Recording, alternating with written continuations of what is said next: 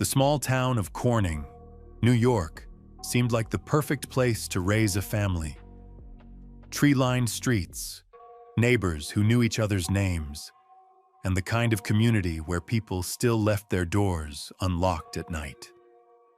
For Michelle Neureuther, this quiet upstate haven represented everything she wanted for her 3 daughters after years of a troubled marriage. But on a late August afternoon in 2017, that sense of safety would be shattered forever. What appeared to be a tragic suicide would soon unravel into something far more sinister. A story involving manipulation, betrayal, and an unthinkable choice that would destroy a family from within. This is the story of how a father's obsession with control led to murder, and how he convinced his own daughter to help him commit the ultimate betrayal. Michelle Neureuther had always been the kind of mother who put her children first. After her divorce from Lloyd in 2013, she'd worked hard to create a stable home for her 3 girls. The oldest had already moved out. 19-year-old Carrie was away at college in Rochester, and the youngest, just 14, was still at home navigating the complexities of high school. Those who knew Michelle described her as brilliant and determined. She held a master's degree and taught English at a local college, always encouraging her daughters to be well-spoken and educated. After years of what friends described as an controlling marriage, Michelle seemed to be finding her footing as a single mother. The divorce hadn't been easy. Lloyd, an engineer at the local Corning Glass Works, had fought tooth and nail for custody of the children. What followed was a relentless legal battle that consumed years of Michelle's life and drained her emotionally and financially. Court records would later reveal an astounding 26 separate legal filings after their divorce was finalized. 26. In most cases, divorce attorneys see maybe 2 or 3 post-divorce filings at most. But Lloyd was different. He seemed determined to use the legal system as a weapon, filing motion after motion, making false claims, and trying to get out of child support payments. Michelle's friends and family watched as this legal harassment took its toll.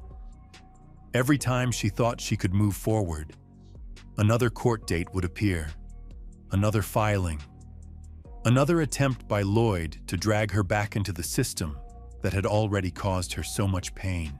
But then, in late August 2017, something unexpected happened. Lloyd failed to show up for a crucial court hearing regarding his petition for sole custody of their youngest daughter. For a man who had been obsessively litigious for years, this was completely out of character. He didn't withdraw his petition, didn't ask for a postponement, didn't even answer the court's calls or emails. Michelle's attorney was shocked. This was the same man who had filed motion after motion for years, and now he simply didn't show up. It was unthinkable, especially given his pattern of behavior. When the case was dismissed due to his no-show, Michelle felt something she hadn't experienced in years: relief. For the first time since their bitter divorce, it seemed like maybe, just maybe, Lloyd was finally ready to move on. That weekend, Michelle seemed happier than she had been in months. Friends would later remember seeing her and her youngest daughter sliding down grassy hills on blocks of ice, laughing and enjoying the simple pleasure of a summer day together. It was the kind of carefree moment that had been rare during the years of legal battles, but that joy would be short-lived. On Monday, August 28th, a family friend arrived at Michelle's house to pick up her 14-year-old daughter for swim practice. When no one answered the door, concern quickly turned to alarm. Through the glass panels of the front door, the friend could see something was terribly wrong.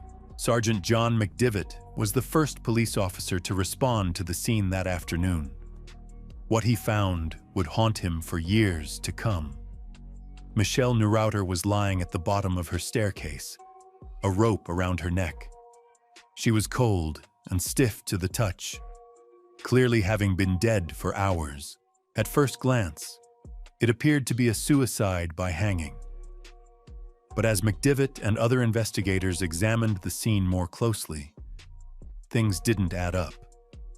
There was an unusual ligature mark on Michelle's chin that didn't match the pattern they would expect to see in a typical hanging. It looked as though someone had gone behind her, thrown a rope over her neck, and pulled back and down. Even more concerning was the fact that Michelle's youngest daughter, the one who was supposed to be picked up for swim practice, was nowhere to be found. In a case that already seemed suspicious, a missing child raised the stakes dramatically. Police Chief Jeff Spaulding arrived on scene and immediately shared McDivitt's concerns. The physical evidence didn't match what they would expect to see in a suicide. The positioning of the body, the ligature marks, the rope itself. All of it seemed wrong somehow. As officers searched the house from top to bottom, checking basements, attics, and garages, the hours ticked by with no sign of the missing teenager. The possible outcomes were all terrifying to contemplate. Then, late that evening, the phone rang at the police station. It was Carrie, Michelle's 19-year-old daughter, calling from Rochester, nearly 100 miles away. She had devastating news to share, but also brought relief to the frantic search efforts. The 14-year-old was safe. She was with Carrie in Rochester, nearly 100 miles from the crime scene. But Carrie's explanation of how they ended up there would be the first of many stories that didn't quite make sense. She claimed that she had driven back to Corning late Saturday night to spend one last night in her childhood bedroom before the school semester began. According to Carrie, Michelle had become enraged at her, accusing her of taking Lloyd's side in their ongoing custody battle. Carrie told police that Michelle had been screaming and carrying on, and that she became concerned for her younger sister's safety. So, she claimed, she had taken the 14-year-old outside, put her in the car, and driven back to Rochester in the middle of the night. The story seemed plausible on the surface, but it raised immediate questions for investigators. Why would Michelle be so upset on the same day she had been celebrating a major legal victory? Friends and family who knew Michelle described her as determined and resilient, not someone who would take her own life just as things were finally looking up. Her mother, Jeanne, was adamant from the moment she heard the news. Michelle would never have committed suicide. She had fought too hard for too long to give up now. She had 3 daughters who needed her, a career she loved, and finally seemed to be emerging from the shadow of her toxic marriage. But if Michelle had been murdered, who could have done it? And how? Lloyd had what appeared to be an airtight alibi. According to both him and Carrie, he had been in California for a job interview when Michelle's body was discovered. He had flown out there on Sunday morning, more than 24 hours before police found Michelle on Monday afternoon. The timeline seemed to check out, but investigators weren't ready to rule anyone out just yet. They began digging deeper into the movements of everyone involved in the days leading up to Michelle's death. What they would discover would challenge everything they thought they knew about family loyalty, manipulation, and just how far a parent might go to control their children's lives. The investigation was just beginning, but already, nothing was as it seemed. When Lloyd finally returned from California and learned of Michelle's death, his first stop wasn't to comfort his grieving daughters or make funeral arrangements. Instead, he went straight to the family court building to stop his child support and maintenance payments. For investigators, this cold calculation was their first real glimpse into Lloyd's true character. But Lloyd seemed prepared for their questions. When police caught up with him outside the courthouse, he appeared calm and composed, ready with answers that matched Carrie's story perfectly. He explained how he had helped Carrie move into her college apartment on Saturday, stayed at a nearby hotel that night, and flew out to California early Sunday morning for his job interview. The hotel security cameras seemed to back up his story. There was Lloyd, checking into the microtel on Saturday evening. There was Carrie, arriving for breakfast with her younger sister the next morning at 7 a.m.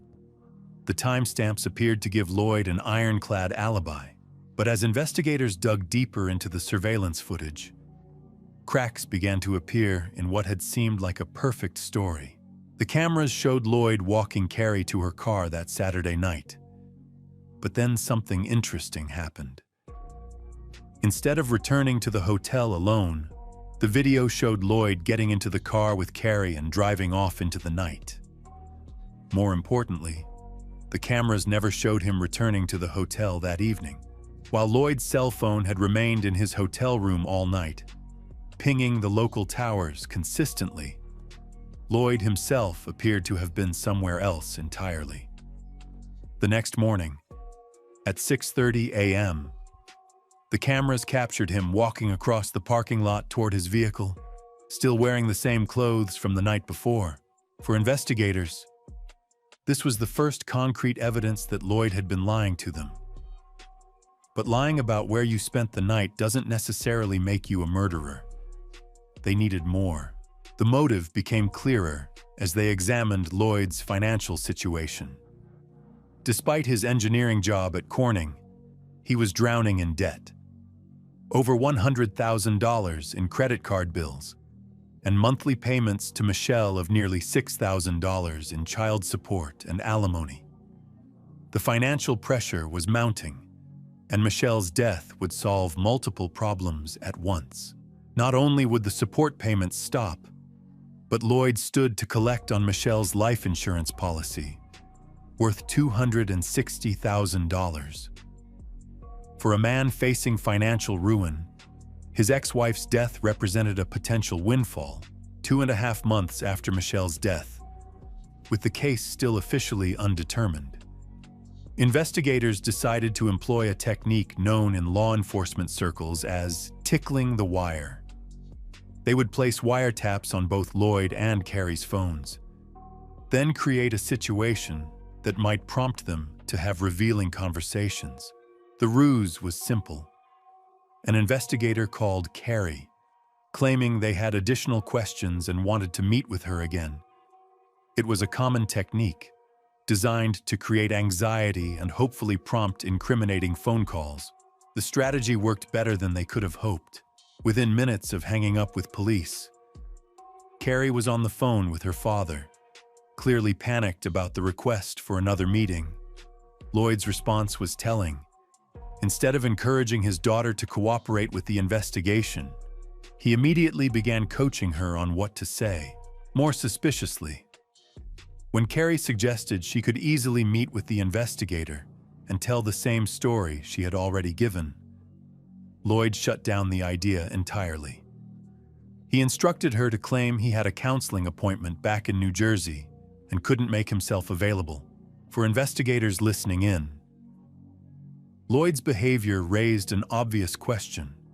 If they were both telling the truth about Michelle's death, why would Lloyd be so reluctant to speak with police again?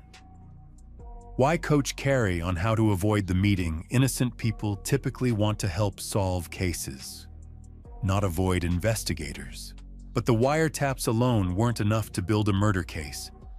The district attorney needed more concrete evidence, so he took an unusual step. He asked a private forensic pathologist to take a fresh look at all the evidence from Michelle's autopsy. By this time, Lloyd had already had Michelle's body cremated, so there was no physical remains for the pathologist to examine. But using the original autopsy photos, documentation, and evidence from the scene, the expert reached a conclusion that changed everything. Michelle Neureuther had been murdered. The ligature mark on her chin, the specific pattern of hemorrhaging in her eyes, and other forensic details all pointed to one conclusion. Michelle had been strangled to death, and her body had been positioned to make it look like suicide.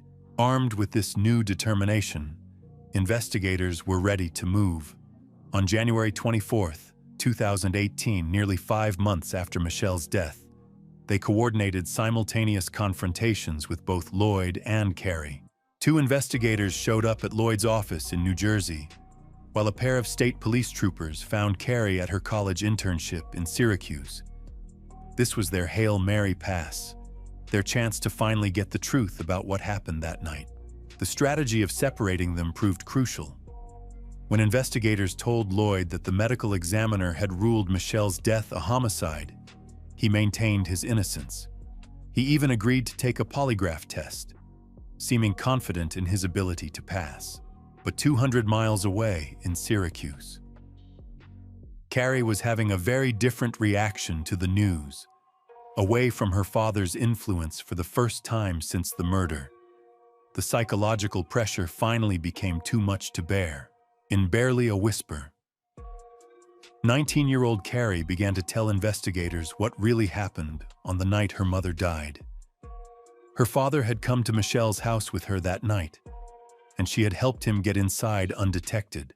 According to Carrie's confession, Lloyd had approached her with an unthinkable proposition just 1 week before the murder. He claimed he was facing financial ruin and couldn't afford to keep paying Michelle. He presented his daughter with what he framed as an impossible choice. He could kill himself, leaving Carrie and her sisters orphaned and without financial support. Or there was what he called Plan B. He would kill Michelle instead, making it look like suicide, and the family's problems would be solved. For a 19-year-old who had been subjected to years of her father's manipulation and control, the choice seemed real. In her mind, she wasn't choosing between her parents' lives. She was choosing between losing one parent or losing both. The confession revealed the horrific details of that night. Carrie had driven back to Corning, not to spend a night in her childhood bedroom as she had originally claimed, but to help her father commit murder. She had brought him into the house through the front door, while her younger sister slept in the living room. Lloyd went upstairs to confront Michelle in her bedroom. At first, there was arguing. Michelle was confused and frightened, demanding to know why her ex-husband was in her home in the middle of the night. Then, according to Carrie, it suddenly got very quiet. When Carrie saw her father again, her mother was dead. But the confession revealed something even more disturbing. Carrie hadn't just helped Lloyd get into the house. She had helped him stage the suicide scene, moving Michelle's body and positioning the rope to make it look like she had taken her own life. The psychological manipulation that had led to this moment had been years in the making. What experts would later identify as parental alienation had systematically turned Carrie against her mother, making Michelle seem like the enemy rather than the victim. As investigators prepared to arrest Lloyd, they discovered he had vanished. The confident man who had agreed to take a polygraph test had disappeared rather than face the consequences of his actions. They tracked his cell phone to downtown Princeton, New Jersey, where they found him on the roof of a municipal parking garage. When officers moved in to arrest him, Lloyd bolted to the edge of the 5-story structure and threatened to jump. For 2 hours, he kept police at bay, teetering on the edge of the building as negotiators tried to talk him down. In the end, it took a tackle from a New Jersey state trooper to bring him safely into custody. The man who had orchestrated his ex-wife's murder and manipulated his own daughter into helping him was finally under arrest. But the most difficult questions were still ahead. How had a father convinced his child to help him kill her mother? And what price should Carrie pay for her role in such an unthinkable crime? The confession that Carrie gave to investigators that day would haunt everyone who heard it. Here was a 19-year-old college student describing in clinical detail how she had helped her father murder her mother. The psychological manipulation that had led to this moment was staggering in its scope and devastation. District Attorney Brooks Baker knew he was dealing with something unprecedented. In 30 years of prosecuting cases, he had never encountered anything quite like this. The level of control that Lloyd had exercised over his daughter, the systematic way he had turned her against her mother, represented what experts call parental alienation taken to its most extreme conclusion. Carrie's cooperation with the investigation became crucial to building the case against Lloyd. But her confession also revealed the depth of her own involvement. She hadn't just opened a door for her father. She had actively participated in staging Michelle's death to look like suicide, moving her mother's body and helping position the rope. The forensic evidence began to make sense once investigators understood what had really happened. Lloyd's DNA was found on Michelle's clothing, the pajamas she was wearing the night she was murdered. The unusual ligature mark on her chin now had an explanation. The positioning of her body at the bottom of the stairs suddenly fit the narrative of a staged crime scene. When Lloyd was finally captured after his dramatic standoff on the parking garage, prosecutors offered him a plea deal. He could admit his guilt and face 25 years to life, with the possibility of parole. Or he could go to trial and risk life without parole if convicted. Lloyd chose to plead guilty, but even in his confession, he couldn't resist blaming Michelle one final time. He told the judge he killed his ex-wife because he believed she might hurt their children. It was a final act of manipulation, an attempt to portray himself as a protective father rather than a calculating murderer. The judge saw through it immediately. Lloyd Neureuther was sentenced to life in prison without the possibility of parole. At age 45, he would spend the rest of his days behind bars, never again able to manipulate or control anyone. But what about Carrie? The young woman who had been so thoroughly manipulated that she helped kill her own mother. Her case presented an almost impossible moral and legal question. How do you punish someone who was both perpetrator and victim? Michelle's mother, Jeanne, struggled with this question more than anyone.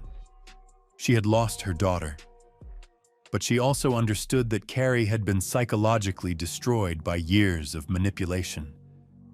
In a letter to the court, she wrote that she didn't believe Michelle would want her daughter to spend decades in prison.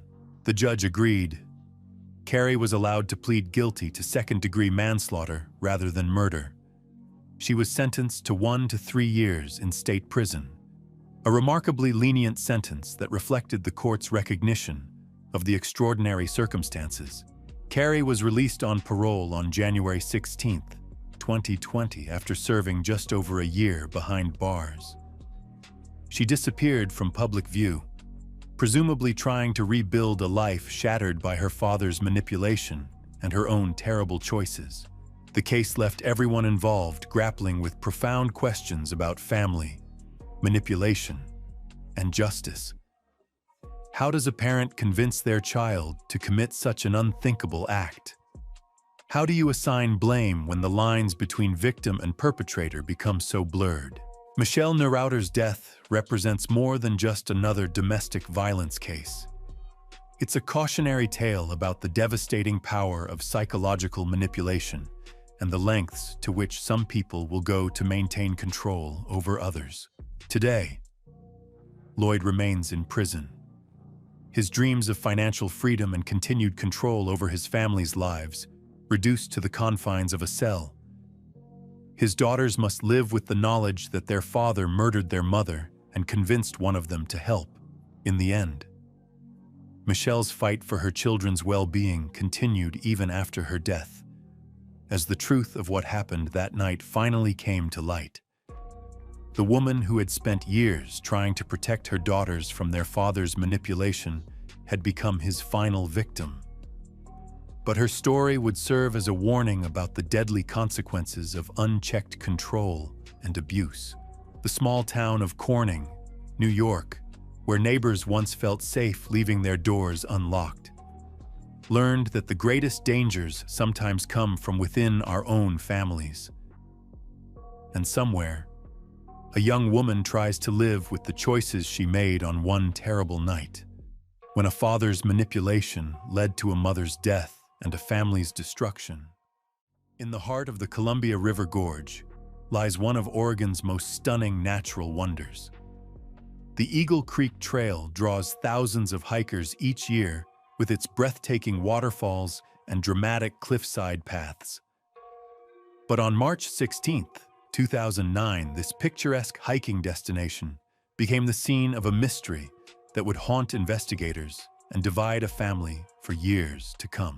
When 23-year-old Rhonda Casto set out that morning with her boyfriend Stephen Nichols, she was looking forward to a day in nature, a stunning young woman with dreams of modeling success and a 9-month-old daughter at home.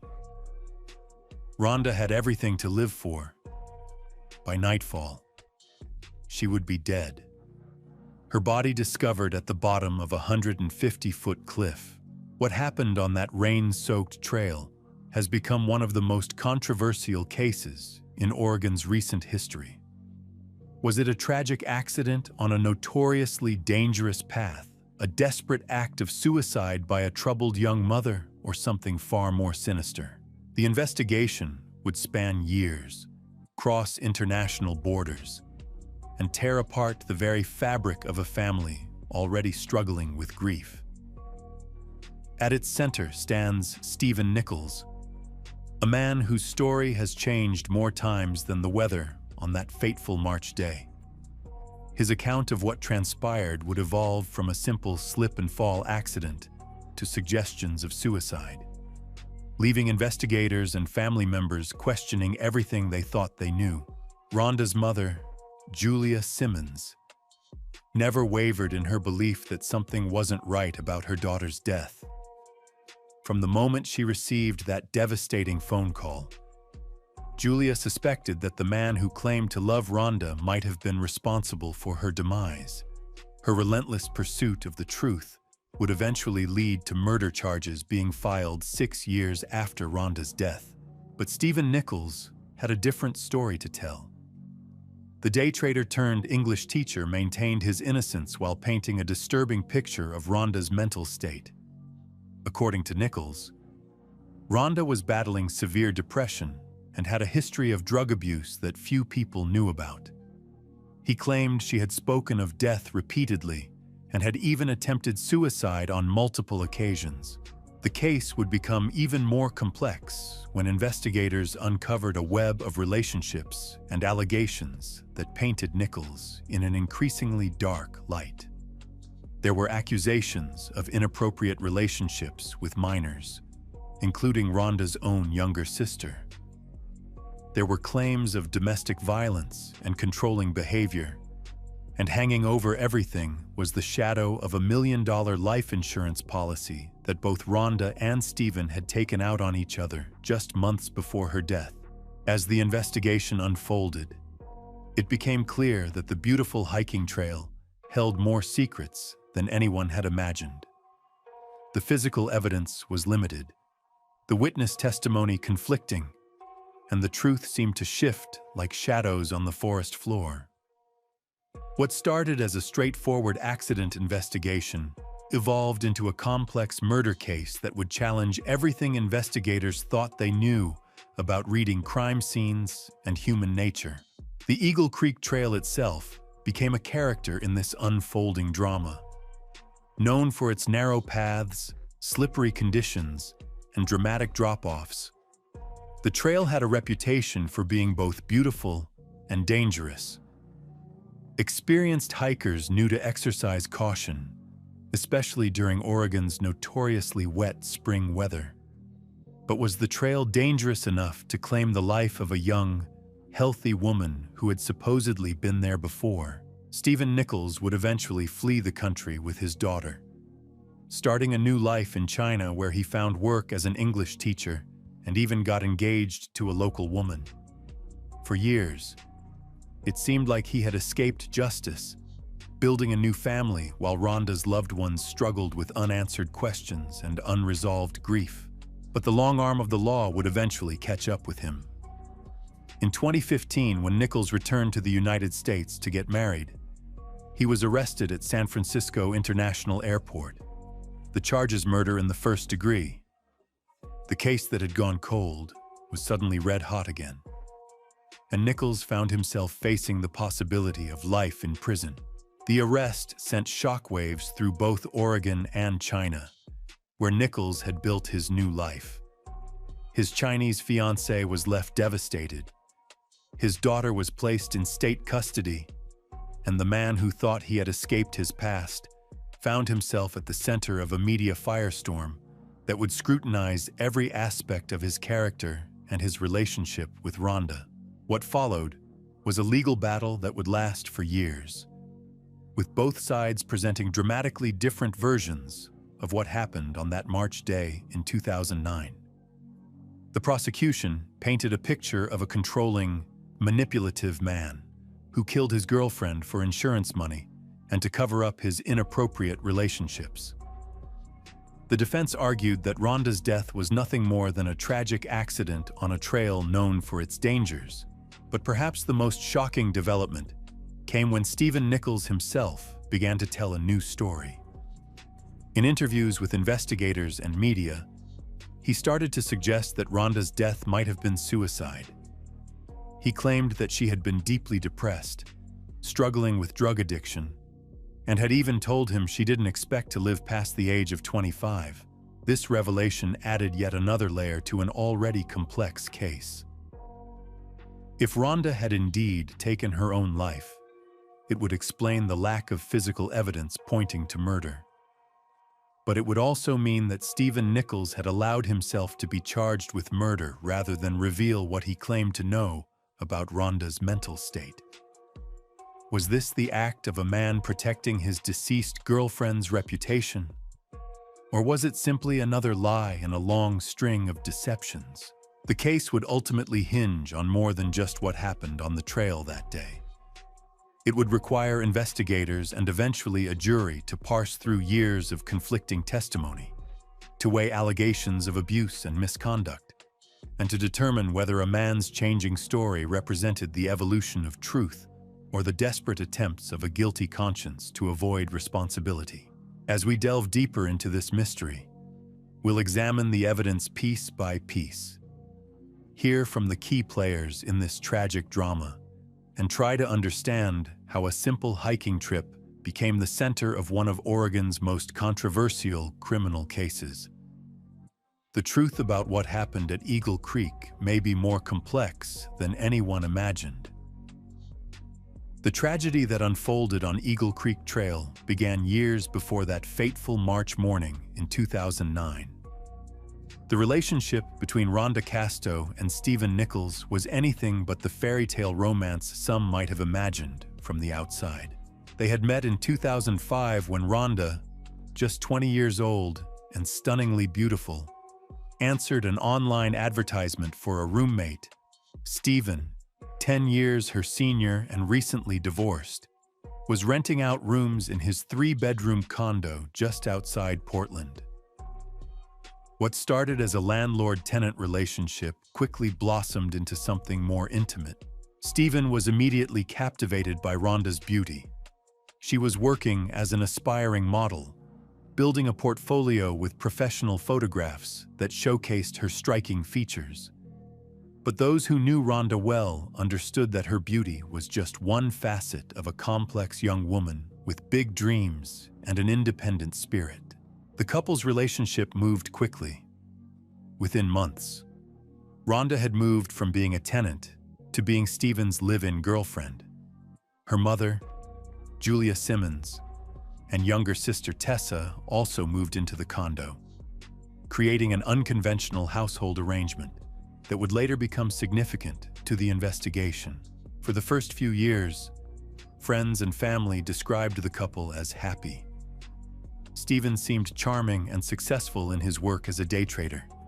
He had money, status, and seemed genuinely devoted to Rhonda. But those closest to Rhonda began to notice troubling signs as time went on. In 2008, 3 years into their relationship, Rhonda gave birth to a daughter. The arrival of their child should have been a joyous milestone, but instead, it seemed to mark the beginning of a downward spiral in their relationship.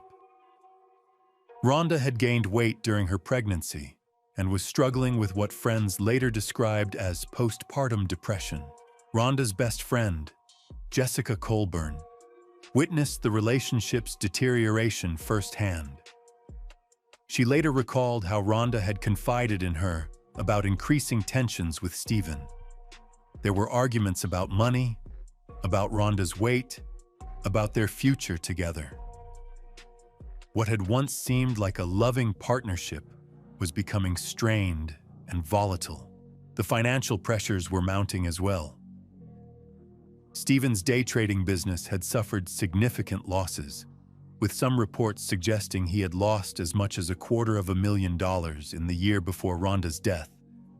The couple was struggling to maintain their lifestyle, and there were disagreements about spending and financial priorities. It was during this difficult period that Stephen suggested they take out life insurance policies on each other. According to Stephen, it was Rhonda who insisted on the insurance, claiming she wanted to leave something for their daughter in case anything happened to her. But Rhonda's family would later argue that it was Stephen who pushed for the policies, seeing them as a solution to his mounting financial problems. Each policy was worth $1 million, a substantial sum that would later become central to the prosecution's theory of motive. The timing was suspicious to investigators. The policies were purchased just months before Rhonda's death, during a period when their relationship was at its most troubled. Friends noticed other concerning changes in Stephen's behavior during this time. He had become increasingly controlling, monitoring Rhonda's activities and limiting her contact with friends and family. Jessica Colburn later testified that Rhonda had told her about physical altercations with Stephen, describing incidents where he had been violent toward her. The relationship was further complicated by allegations that would later emerge about Stephen's inappropriate conduct with other family members. These allegations painted a picture of a man whose behavior toward women, particularly younger women, was deeply troubling. While Stephen would eventually admit to some inappropriate conduct, he would deny the most serious accusations. Despite the problems in their relationship, Rhonda seemed to be trying to make things work. She was focused on losing the weight she had gained during pregnancy and was hoping to restart her modeling career. Friends described her as still being hopeful about the future. Even as she confided her concerns about Stephen's behavior, the idea for the hiking trips came up as part of Rhonda's effort to get back in shape. Stephen later claimed that they had made a pact to hike 20 to 25 of Oregon's top trails together, as a way to spend time together while helping Rhonda lose weight. But Jessica Colburn would later testify that Rhonda had only mentioned plans for one specific hike, the one that would prove to be her last. As March 2009 approached, the tensions in the relationship were reaching a breaking point. There were fights about money, about Stephen's alleged infidelities, and about their future together. Rhonda had confided to friends that she was considering leaving Stephen and taking their daughter with her. It was against this backdrop of relationship turmoil, financial stress, and mounting tensions that Rhonda and Stephen set out for Eagle Creek Trail on that March morning. What Rhonda expected to be a simple day hike would instead become the final chapter of her young life. The morning started normally enough. They woke early and decided to take advantage of what appeared to be good weather for hiking. Rhonda seemed to be in good spirits, according to Stephen's later accounts. She even jokingly called herself Supergirl as they prepared for the hike. But according to Stephen's evolving accounts of that day, Rhonda also asked him disturbing questions about what would happen to their daughter if something happened to her. These alleged conversations would later become key elements in Stephen's changing narrative about Rhonda's mental state and her possible intentions that day. The couple arrived at the Eagle Creek trailhead, and began their hike on what was known to be one of Oregon's most beautiful but also most dangerous trails. The narrow path winds along steep cliffs with dramatic drop-offs, and even experienced hikers know to exercise extreme caution, especially during wet weather. What happened next would become the subject of years of investigation, legal proceedings, and public debate. The investigation into Rhonda's death began immediately. When Stephen made that frantic call to emergency services, reporting that his girlfriend had fallen from the cliff, the initial response was to treat it as a tragic hiking accident. Eagle Creek Trail was well known for its dangers, and falls, while rare, were not unheard of. But almost from the moment the investigation began, something didn't sit right with those who knew Rhonda best. Her mother, Julia, was among the first to express doubts about Stephen's account. She knew her daughter was an experienced hiker who was familiar with the trail. More importantly, she knew about the problems in Rhonda and Stephen's relationship. The physical evidence at the scene was limited but telling. There was no large skid mark on the trail where Rhonda supposedly slipped. Instead, investigators found only a single footprint at the edge of the cliff. For prosecutors, this would become a crucial piece of evidence suggesting that Rhonda had not accidentally slipped, but had either jumped or been pushed. The medical examiner's findings added another layer to the mystery. Dr. Christopher Young determined that Rhonda's injuries were concentrated primarily below the waist. Her pelvis was shattered, and the pattern of injuries suggested she had landed feet first. This was consistent with either a jump or a fall where someone had gone over the edge upright, rather than tumbling head over heels, as might be expected from an accidental slip, for months. The investigation proceeded slowly. Detectives interviewed witnesses, examined the scene repeatedly, and tried to piece together what had happened in those final moments. But without additional evidence or witnesses, the case began to grow cold. Stephen, meanwhile, appeared to be moving on with his life remarkably quickly. Friends and family members noted that he didn't seem to be grieving in the way they would expect from someone who had lost the love of his life. Within months of Rhonda's death, he was making plans to leave Oregon entirely. The breakthrough in the case came when investigators began looking more closely at Stephen's background and his relationship with Rhonda's family. What they discovered painted a disturbing picture of a man whose behavior toward women, particularly younger women, was deeply problematic. The most shocking revelation involved Rhonda's younger sister, Melanie, who was just 15 when she first met Stephen. According to court documents and witness testimony, Stephen had engaged in inappropriate sexual conduct with Melanie while he was in a relationship with Rhonda. The relationship had continued on and off for years, creating a devastating betrayal that Rhonda had only recently discovered. Text messages recovered from Rhonda's phone showed that she had confronted her sister about the relationship just hours before her death. The messages revealed Rhonda's anger and hurt over the betrayal, adding another dimension to the possible motive for murder. But Stephen's troubled history didn't end there. Investigators uncovered allegations from his ex-wife, who claimed that during their marriage while living in China, Stephen had tried to throw her over the balcony of their 8th-floor apartment. Though no charges were filed in that incident, it established a disturbing pattern of alleged violence against women.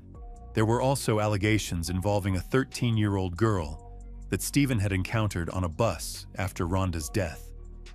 While he would eventually plead guilty to sexual harassment in that case, the pattern of inappropriate behavior toward minors was becoming impossible to ignore. In 2013, 4 years after Rhonda's death, and with no charges filed, Stephen made a dramatic decision. He packed up his belongings, took his daughter, and moved to China, where he had lived before meeting Rhonda, in Wuxi, about 75 miles from Shanghai. Stephen found work teaching English to Chinese businessmen and began building a new life. Stephen thrived in China, eventually falling in love with Landy Yin, a Chinese woman who became like a mother to his daughter.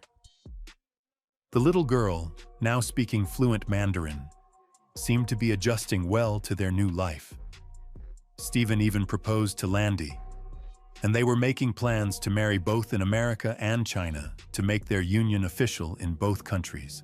But while Stephen was building his new life in China, Rhonda's family was working tirelessly to keep her case alive. Julia Simmons continued to call investigators, demanding answers and refusing to let her daughter's case be forgotten. Her persistence would prove crucial to what came next. In April 2014, a secret grand jury heard evidence in the case and returned an indictment charging Stephen Nichols with the murder of Rhonda Casto. The indictment remained sealed for months while authorities planned Stephen's arrest. When Stephen returned to the United States in February 2015 to prepare for his wedding to Landy, he walked directly into a trap. At San Francisco International Airport, instead of catching his connecting flight to Oregon, he was separated from his daughter and placed under arrest for murder. The arrest was devastating for everyone involved. Stephen's daughter, now 6 years old, was placed in state custody while Stephen was extradited to Oregon to face trial. Landy, who had followed Stephen to America for their wedding, found herself stranded in a foreign country while the man she loved faced life in prison. For Rhonda's family, the arrest brought a mixture of relief and renewed grief. After 6 years of waiting for justice, they finally felt that someone was taking their concerns seriously. But the legal battle was just beginning, and the path to justice would prove to be far more complicated than anyone anticipated. Stephen's defense attorney, Mike Arnold, immediately began building a case around the dangerous nature of Eagle Creek Trail. Arnold argued that Rhonda's death was nothing more than a tragic accident on a trail known for its hazards. He pointed to the lack of physical evidence linking Stephen to any crime and argued that the prosecution's case was built on speculation and character assassination rather than facts. But as the case moved toward trial, Stephen himself began telling a different story. In interviews with investigators and later with the media, he started suggesting that Rhonda's death might have been suicide. He claimed that Rhonda had been deeply depressed, struggling with drug addiction, and had told him repeatedly that she didn't expect to live past the age of 25. This new narrative added yet another layer of complexity to an already convoluted case. If Rhonda had indeed taken her own life, it would explain the single footprint at the cliff's edge and the lack of evidence pointing to murder. But it would also mean that Stephen had allowed himself to be charged with murder rather than reveal what he claimed to know about Rhonda's mental state. The case seemed destined for trial, with both sides preparing their arguments and witness lists. But in May 2017, in a shocking turn of events, Stephen accepted a plea deal. Rather than face trial for murder, he pleaded guilty to criminally negligent homicide and coercion. The plea deal was devastating for Rhonda's family, who felt cheated out of their day in court. Julia Simmons broke down in tears when she learned of the agreement, feeling that justice had been denied. But for prosecutors, the deal represented a pragmatic recognition that their case, while compelling, might not be strong enough to guarantee a murder conviction. Under the terms of the plea agreement, Stephen was sentenced to time served plus 3 years of probation. Having already spent more than 2 years in jail awaiting trial, he was effectively a free man.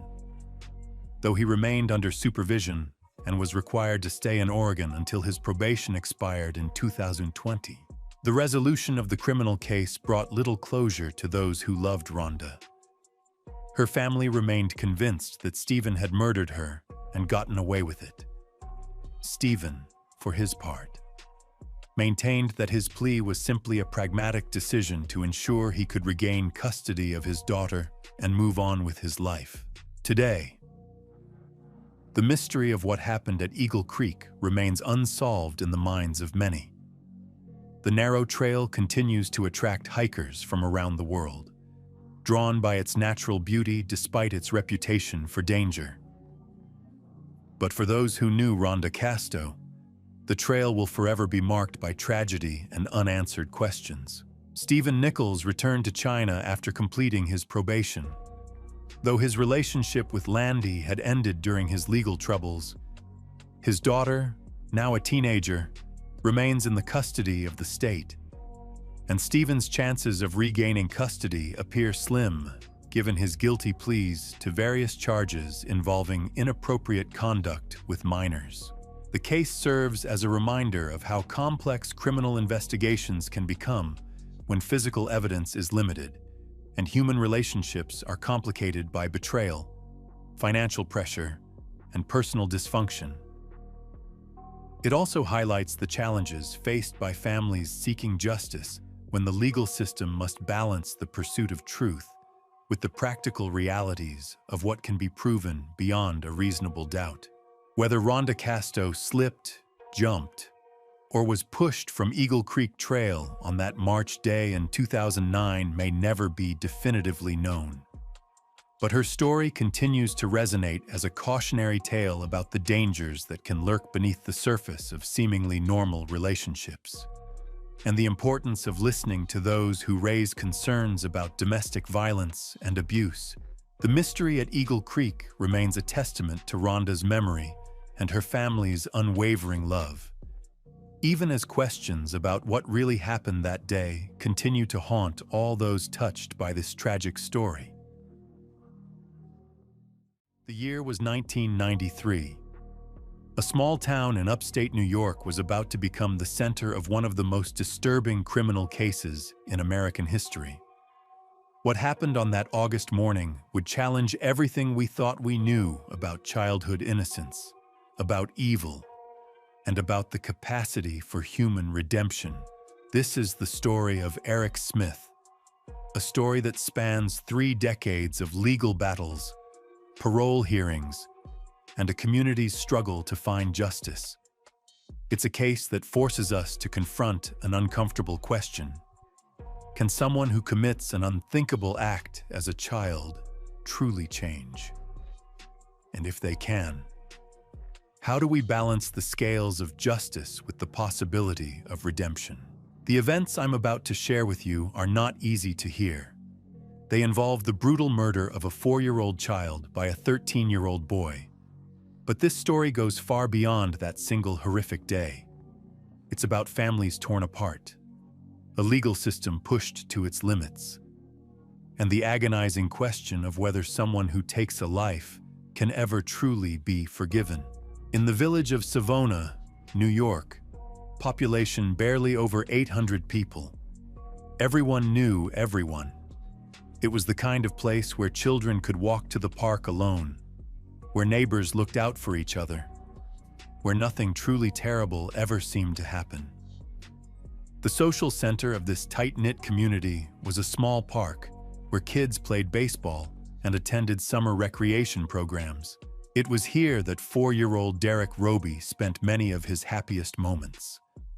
A blonde-haired, blue-eyed boy who loved baseball more than anything else in the world. Derek was known throughout the village as an energetic, loving child who could make friends with anyone. His parents, Dale and Doreen, were devoted to their son, watching him grow into a confident little boy who seemed to light up every room he entered. Just across town lived another child who couldn't have been more different. Eric Smith was 13 years old, with bright red hair and freckles that made him stand out in ways he desperately wished he didn't.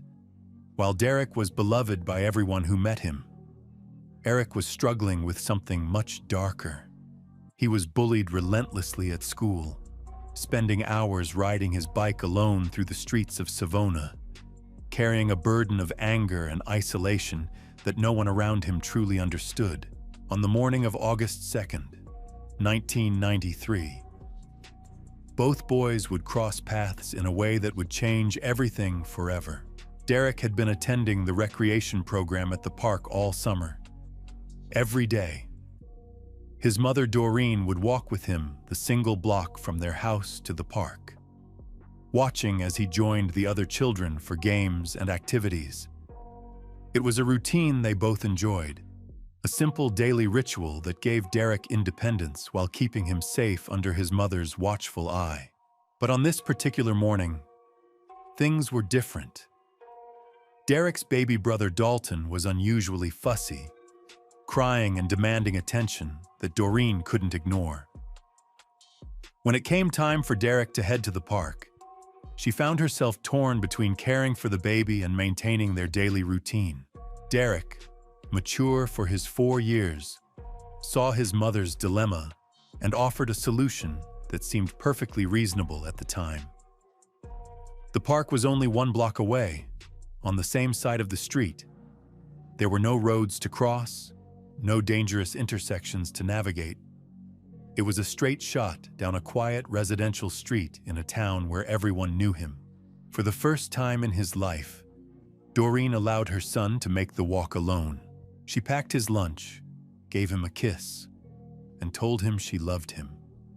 Derek responded with his usual cheerfulness, telling his mother he loved her too before hopping off the sidewalk and heading toward what should have been just another fun day at the park. But Derek never made it to the park that morning. As storm clouds began gathering overhead, Doreen felt something she would later describe as a mother's intuition gone terribly wrong. Despite the rational part of her mind telling her that everything was fine, she experienced an overwhelming sense of dread, a feeling that something catastrophic had happened to her son. When she couldn't shake the feeling, she made the decision to walk to the park to check on Derek. What she discovered there would begin the most horrific chapter of her family's life. The recreation program staff told her that Derek had never arrived. Despite leaving home at his usual time, despite the short distance and familiar route, her son had simply vanished somewhere along that single block between home and safety. Within hours, the entire community of Savona had mobilized to search for the missing boy. Neighbors, friends, local police, and volunteers spread out across the small village, checking every possible location where a 4-year-old might have wandered or become lost. The search continued through the afternoon and into the evening, with hopes growing dimmer as each hour passed without any sign of Derek. Then, as daylight began to fade, searchers made a discovery that would haunt this community forever. In a small patch of woods, just yards from the park where Derek had been heading, and only a few hundred yards from his own front door, they found his body. What had been done to this innocent child was beyond comprehension. Derek had been strangled and beaten to death with rocks in an attack so brutal and methodical that even experienced investigators were shaken by the scene. But the horror didn't end with his death. The killer had continued to abuse and mutilate the child's body in ways that suggested this was far more than a moment of rage or a crime of opportunity. This was something else entirely, something calculated, something that spoke to a level of depravity that seemed impossible to reconcile with the quiet, safe community of Savona. The immediate assumption among residents was that the killer had to be an outsider, some adult predator who had come to their town specifically to hunt for victims. The alternative, that someone from their own community could have committed such an act, was simply too terrible to consider. For 5 days, the investigation continued with no arrests and few leads. The crime scene had been processed, witnesses interviewed, and suspects questioned. But the identity of Derek's killer remained a mystery that seemed to grow more disturbing with each passing hour. Then, on the 5th day after the murder, something unexpected happened. A 13-year-old boy named Eric Smith walked into the police command center, offering to help solve the crime. To the investigators working the case, Eric seemed like any other concerned young person from the community. He was polite, eager to help, and appeared genuinely upset about what had happened to Derek. When they began questioning him about what he might have seen or heard, Eric provided details that seemed helpful to the investigation. But as the interview continued, something began to feel wrong. Eric claimed to have seen Derek on the morning of the murder, walking toward the park. He described what the boy was wearing, what he was carrying, even specific details about his lunch bag. At first, this seemed like valuable eyewitness testimony that could help establish a timeline for Derek's final movements. However, when investigators pressed Eric for more specific information about where he had seen Derek and from what distance, inconsistencies began to emerge. Eric claimed to have observed details that would have been impossible to see from the location he described. His story kept changing in subtle but significant ways. Most troubling of all was Eric's emotional response during the questioning. While he appeared upset on the surface, there was something about his demeanor that struck the experienced investigators as unusual. He seemed almost excited to be part of the investigation, eager to continue talking about the crime in ways that went beyond normal curiosity or concern. When investigators asked Eric to show them exactly where he had been when he claimed to see Derek, they brought him to the location for a videotaped reenactment. What they captured on that tape would later become crucial evidence in understanding what had really happened that morning. During the reenactment, Eric appeared calm and composed, almost enjoying the attention and the chance to play a central role in the investigation. But his story continued to fall apart under scrutiny. The distances were wrong. The sightlines didn't match his claims, and his behavior seemed increasingly inconsistent with that of an innocent witness. The breakthrough came when Eric's own family began to suspect that he knew more about the crime than he was telling. His grandfather, Red Wilson, noticed changes in Eric's behavior and became convinced that the boy was hiding something important. Family members sat Eric down and confronted him directly, begging him to tell them what he knew about Derek's death. They were prepared for the possibility that he might have witnessed something traumatic, or that someone had threatened him into silence. What they weren't prepared for was the truth. In a moment that would shatter multiple families and challenge everything this community thought it knew about the nature of evil, Eric Smith confessed to murdering Derek Roby. The confession was as shocking as it was detailed. Eric didn't just admit to killing the 4-year-old child. He described exactly how he had done it, why he had done it, and most disturbingly of all, how much he had enjoyed it. This wasn't a case of a young person snapping under pressure or acting out in a moment of uncontrolled rage. According to Eric's own words, this was a deliberate, calculated act of violence committed by someone who found pleasure in causing pain. The revelation that a 13-year-old from their own community had committed this horrific crime sent shockwaves through Savona and beyond. How could someone so young be capable of such calculated evil? What had gone wrong in Eric's life to create a killer? And perhaps most importantly, what should be done with a child who had committed an adult crime? These questions would dominate the next phase of this case, as the legal system struggled to determine how to handle a juvenile defendant accused of one of the most brutal murders in the state's history. The prosecution would argue that Eric Smith, despite his young age, knew exactly what he was doing and should be held fully accountable for his actions. The defense would counter that Eric was a deeply troubled child who needed treatment, not punishment. But for Dale and Doreen Roby, the parents who had lost their beloved son in the most unimaginable way possible, the legal debates about juvenile justice and rehabilitation were secondary to a more fundamental question: would they ever see justice for Derek? As Eric Smith's case moved toward trial, the community of Savona would be forced to confront uncomfortable truths about the nature of evil, the limits of forgiveness, and the price of justice in a case that defied easy answers. The trial of Eric Smith began in the summer of 1994, almost exactly 1 year after Derek Roby's murder. The courtroom was packed with community members, media representatives, and family members from both sides, all seeking answers to questions that seemed to have no satisfactory resolution. The prosecution, led by District Attorney John Tunney, painted a picture of a calculating young killer who knew exactly what he was doing when he lured Derek Roby to his death. They argued that Eric's age was irrelevant when weighed against the premeditated nature of his actions and the extreme brutality he had inflicted on an innocent child.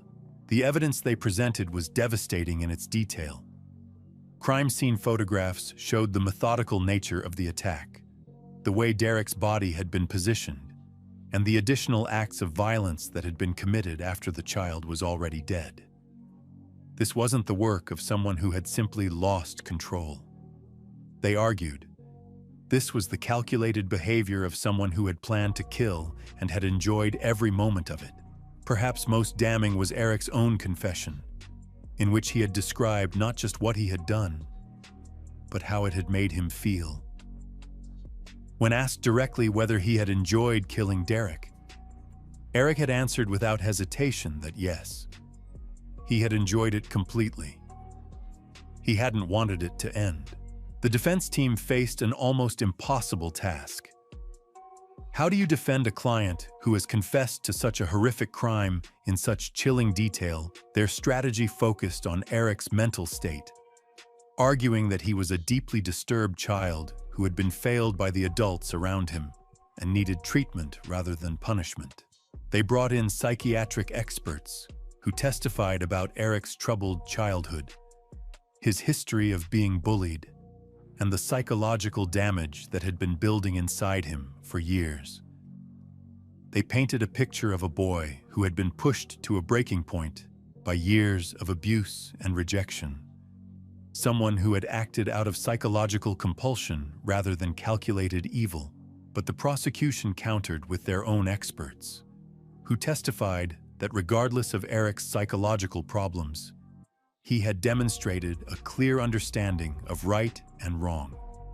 He had known that what he was doing was illegal and immoral, and he had taken steps to cover up his crime under the law. That was enough to hold him fully responsible for his actions. The jury deliberated for hours, weighing the competing narratives of calculated evil versus damaged childhood. When they returned, their verdict was clear guilty of murder in the second degree. Eric Smith, at 14 years old, was sentenced to 9 years to life in prison. The judge's words at sentencing were harsh and uncompromising, describing Eric's actions as among the most heinous crimes he had ever encountered.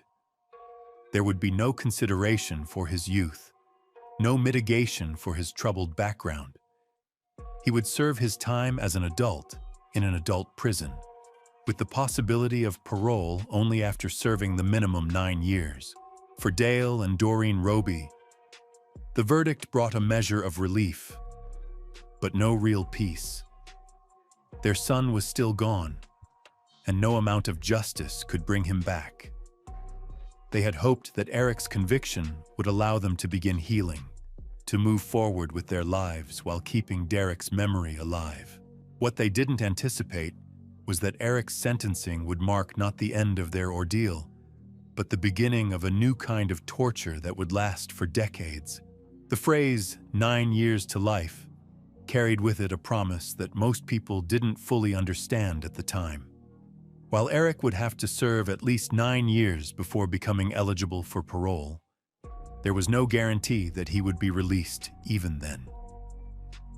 The parole board would have the discretion to keep him locked up for as long as they deemed necessary to protect public safety. But it also meant that every 2 years after that initial 9-year period, Eric would have the right to appear before the parole board and make his case for release. And every time he did, Dale and Doreen Roby would have to relive the worst day of their lives all over again. Eric's first parole hearing came in 2002, when he was 22 years old. The Robys weren't allowed inside the closed-door proceedings, but they wrote letters and prepared victim impact statements, pleading with the board to keep their son's killer behind bars. The hearing was denied, but the relief was temporary. 2 years later, Eric was back before the board, and 2 years after that, and 2 years after that. Each hearing became a fresh wound for the Roby family, a reminder that their suffering would never truly end as long as Eric Smith remained alive. As the years passed, Eric's appearances before the parole board began to change. The angry, defiant teenager who had been sentenced to prison gradually gave way to what appeared to be a more mature, reflective adult. He spoke about his crime with what seemed like genuine remorse, describing the pain he had caused and expressing his desire to make amends. He participated in prison programs, earned his high school diploma, and worked toward a college degree. He underwent psychological counseling and anger management training. He became a model prisoner, with no disciplinary infractions and positive reports from guards and counselors. But for the Robys, these changes meant nothing. They had seen Eric's capacity for deception during the original investigation. The way he had fooled experienced detectives while sitting just feet away from them. How could they trust that his apparent transformation was real rather than just another manipulation designed to secure his freedom? The parole hearings became a ritual of horror for the Roby family. Every 2 years, they would receive a letter informing them of the upcoming hearing. Every 2 years, they would have to prepare new victim impact statements, reliving Derek's murder in excruciating detail. Every 2 years, they would have to argue for why the person who had killed their son should remain in prison. The psychological toll was enormous. Dale Roby described the hearings as serving a life sentence of their own, trapped in an endless cycle of grief and advocacy that prevented them from ever truly moving forward. Doreen spoke about the way the hearings would disrupt their lives for months at a time, the anxiety building as each date approached, and the relief when Eric was denied parole lasting only until the next letter arrived. The community of Savona remained divided on the question of Eric's potential release. Some residents believed that he had been adequately punished and deserved a chance at redemption. Others felt that the nature of his crime was so heinous that he should never be allowed to walk free, regardless of how much he claimed to have changed.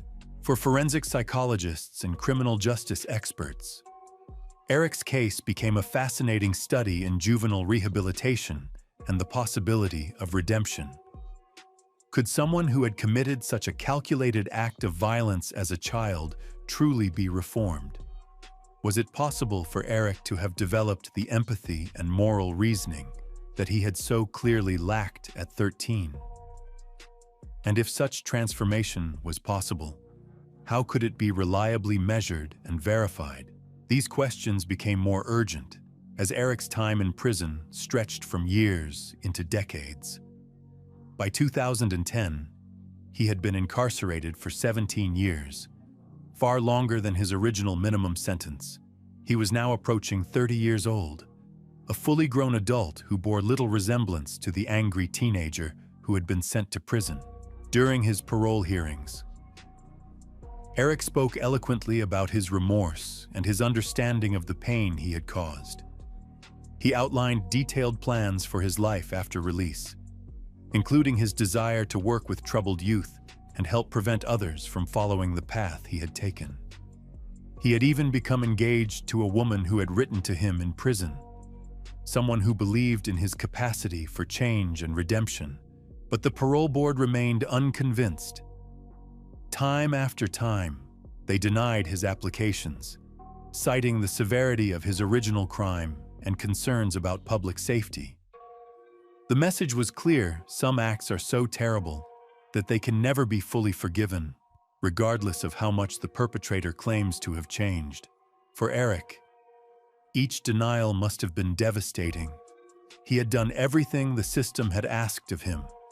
He had served his time without incident, participated in every available program, and demonstrated what appeared to be genuine remorse for his actions. Yet freedom remained elusive, always just out of reach. The case raised fundamental questions about the purpose of the criminal justice system. Was prison meant to punish criminals for their past actions, or to rehabilitate them for future reintegration into society if Eric had truly been transformed by his years of incarceration? Was it just to keep him locked up indefinitely? And if he hadn't been transformed? What did that say about the system's ability to create meaningful change in even the most damaged individuals? These philosophical debates played out against the backdrop of very real human suffering. The Roby family continued to live with the daily reality of their loss, while Eric remained trapped in a system that seemed unable to decide whether he deserved a second chance. Then, in October of 2021, everything changed. Eric Smith appeared before the parole board for the 11th time, now 41 years old and having served 28 years in prison. The hearing followed the same format as all the others, with Eric making his case for release and the board weighing his words against the severity of his original crime. But this time, something was different. Perhaps it was Eric's age, or the length of time he had already served, or simply a shift in the board's thinking about juvenile rehabilitation. Whatever the reason, the decision they reached was one that would send shockwaves through the community of Savona and beyond. For the first time in nearly 3 decades, Eric Smith's application for parole was approved. The news hit Dale and Doreen Roby like a physical blow. After fighting for so many years to keep their son's killer behind bars, they now faced the reality that he would soon be walking free. The system they had trusted to deliver justice had ultimately decided that Eric Smith had paid his debt to society. The decision sparked intense debate about the nature of justice and redemption. Supporters of Eric's release pointed to his exemplary record in prison, his apparent transformation, and the fact that he had already served far longer than many adults convicted of similar crimes. They argued that keeping him locked up indefinitely served no purpose other than revenge. Critics, however, saw the decision as a betrayal of Derek Roby's memory and a dangerous gamble with public safety. They pointed to the calculated nature of Eric's original crime and questioned whether someone capable of such evil could ever truly change. The risk of releasing him, they argued, was simply too great to justify. For the residents of Savona, the news brought a mix of emotions. Many were horrified at the thought of Eric returning to their community, while others felt that enough time had passed and that he deserved a chance to rebuild his life. The small town that had been forever changed by Derek's murder now faced the prospect of being changed once again by his killer's release. The parole board had placed conditions on Eric's release that would prevent him from returning to Savona. He would be required to live in a different part of the state, far from the scene of his crime and the community he had traumatized. But for many residents, even this distance felt insufficient. On February 1st, 2022, after serving 28 years and 6 months in prison, Eric Smith walked out of the Woodburn Correctional Facility a free man.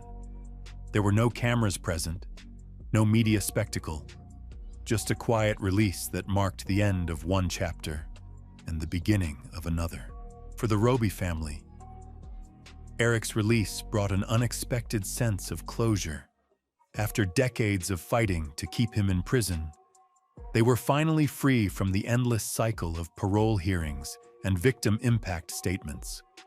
They could begin to focus on healing rather than advocacy, on celebrating Derek's life rather than fighting against his killer's freedom. The true test of Eric Smith's transformation would come not in prison, but in the outside world. Would he be able to build a productive life as a free man? Would he be able to contribute positively to society? Or would he prove his critics right by reoffending? These questions remain unanswered, and perhaps they always will.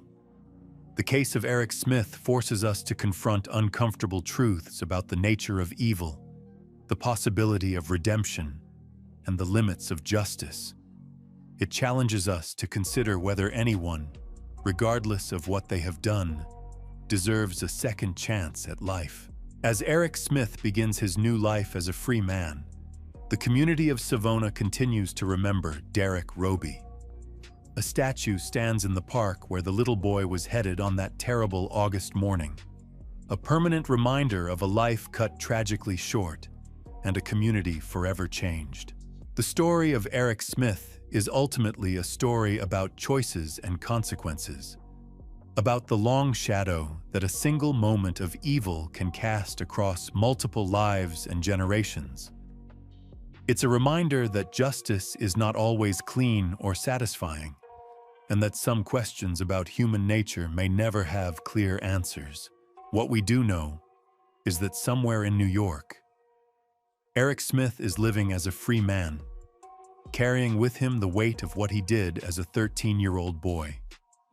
Whether that weight will continue to shape his life in positive ways, or whether the darkness that once consumed him will resurface, remains to be seen.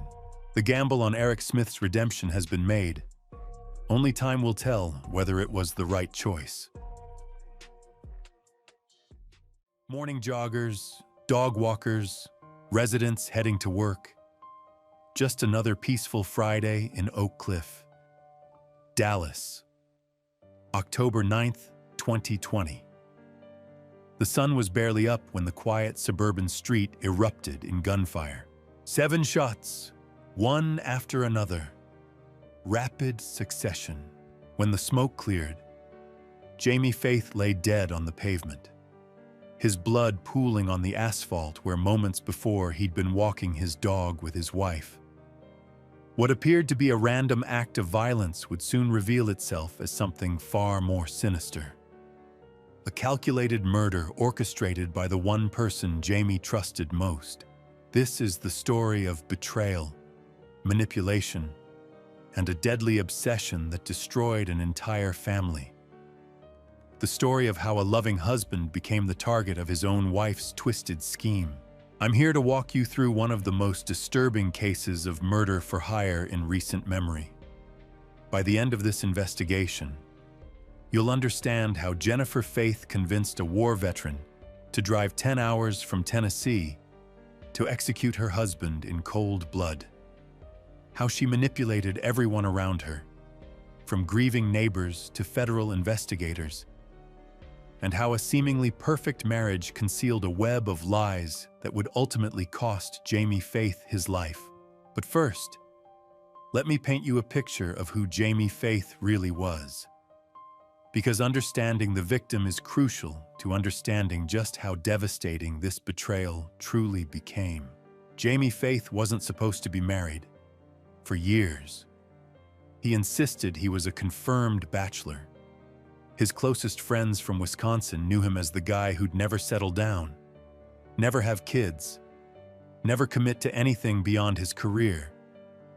He was content with his single life, working his way up in the technology sector, eventually landing a prestigious position with American Airlines.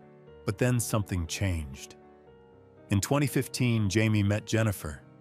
The attraction was immediate and intense. Within months, this man who swore off marriage was walking down the aisle in Las Vegas. Not only did he marry Jennifer, but he embraced her 8-year-old daughter Amber as his own, eventually adopting her when she turned 18.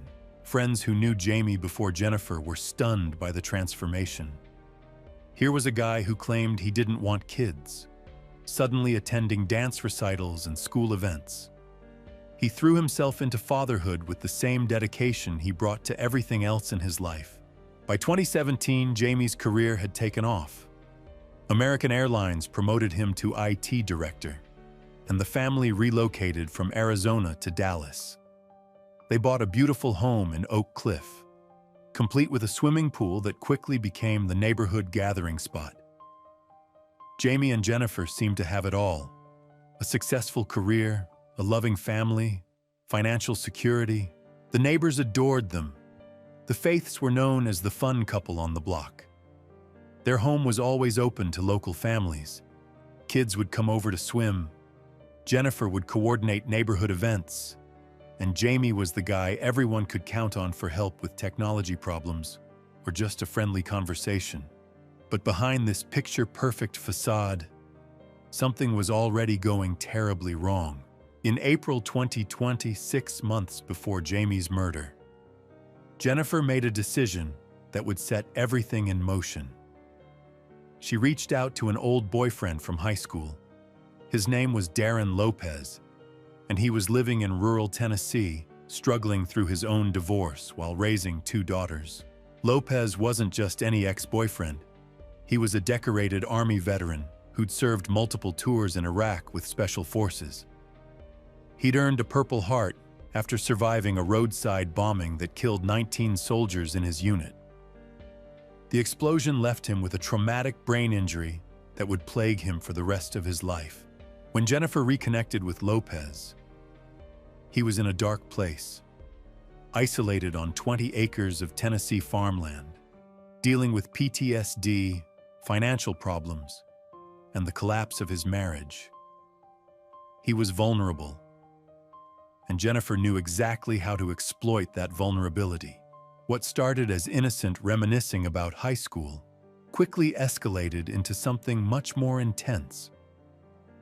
Jennifer and Lopez began texting constantly. We're not talking about casual conversation here. In the 6 months leading up to Jamie's murder, these two exchanged over 116,000 text messages.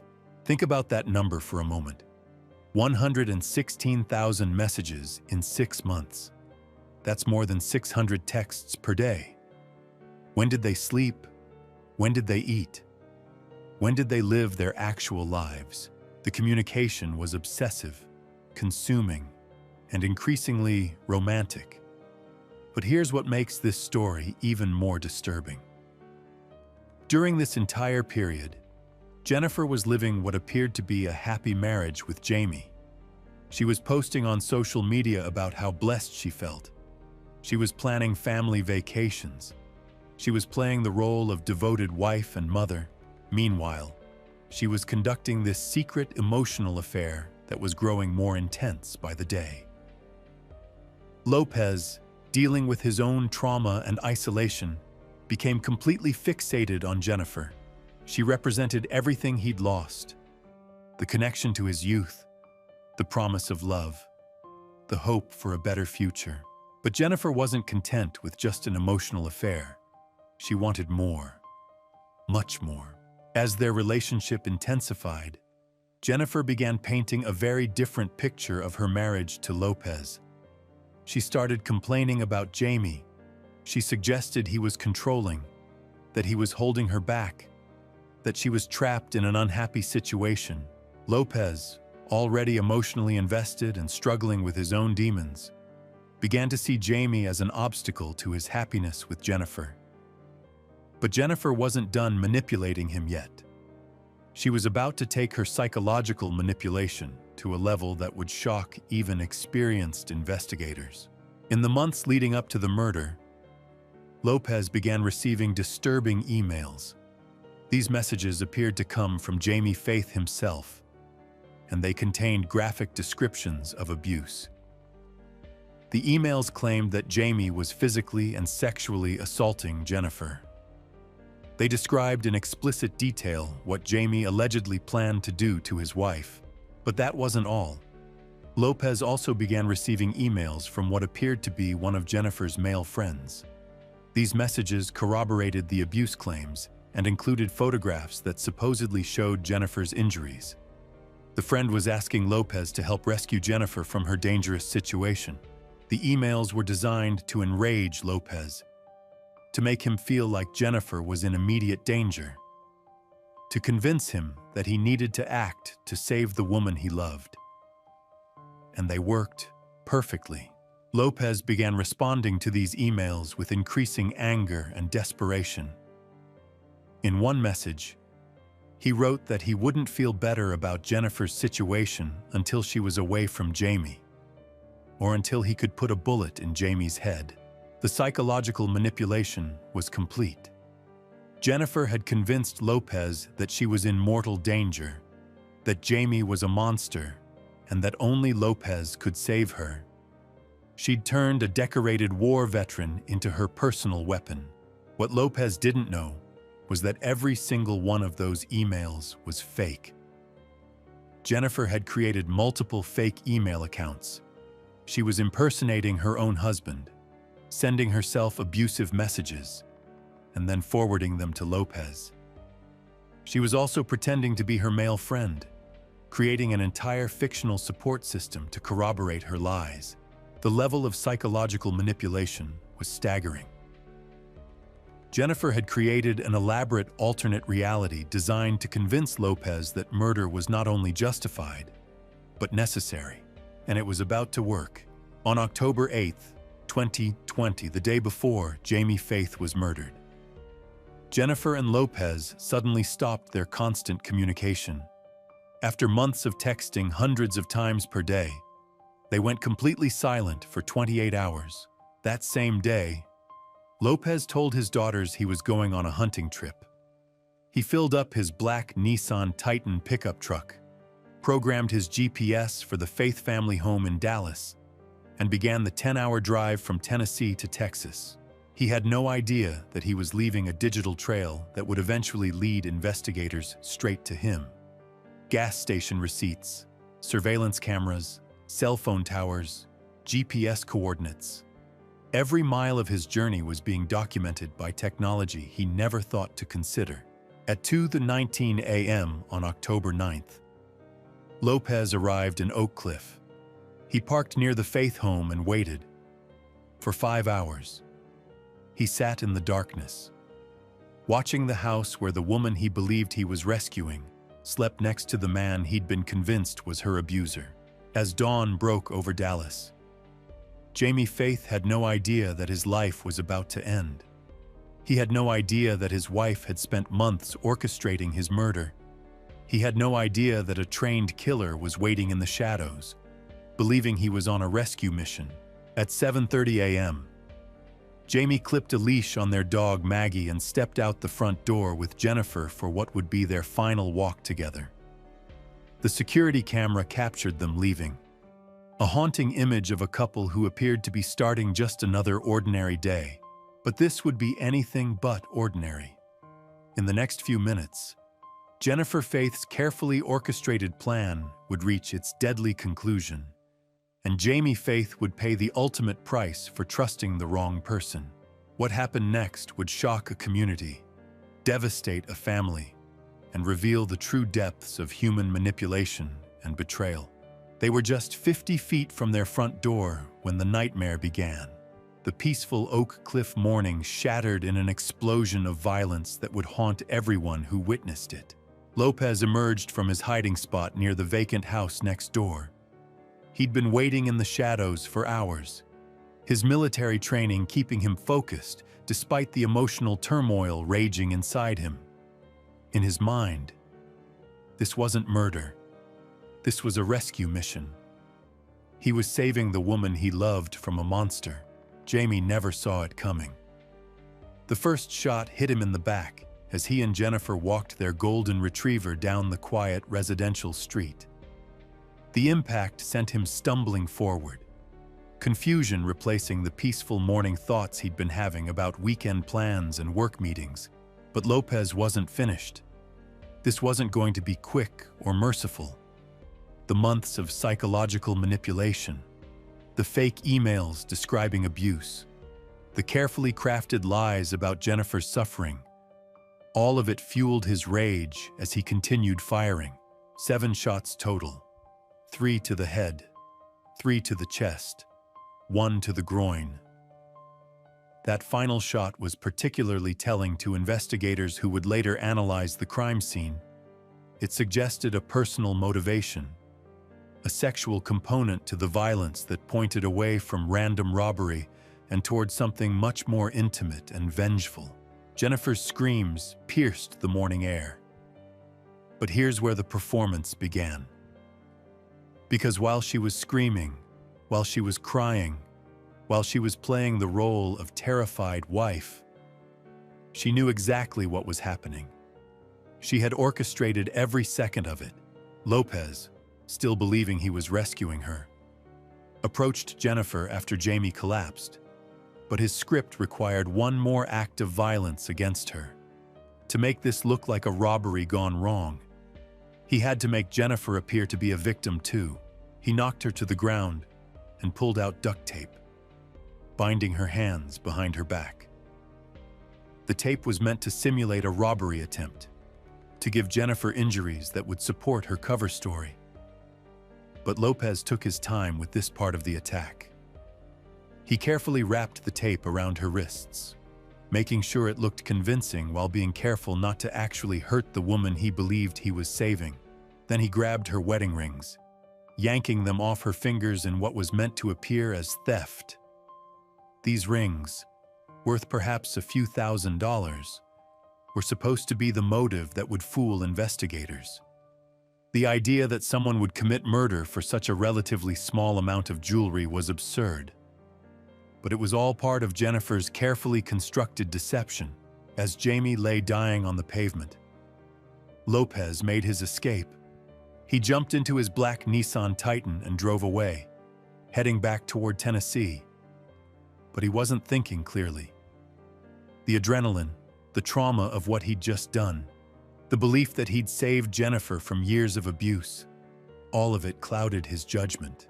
He forgot about the distinctive white T decal on his rear window, the University of Tennessee logo that would become the key piece of evidence that led investigators straight to him.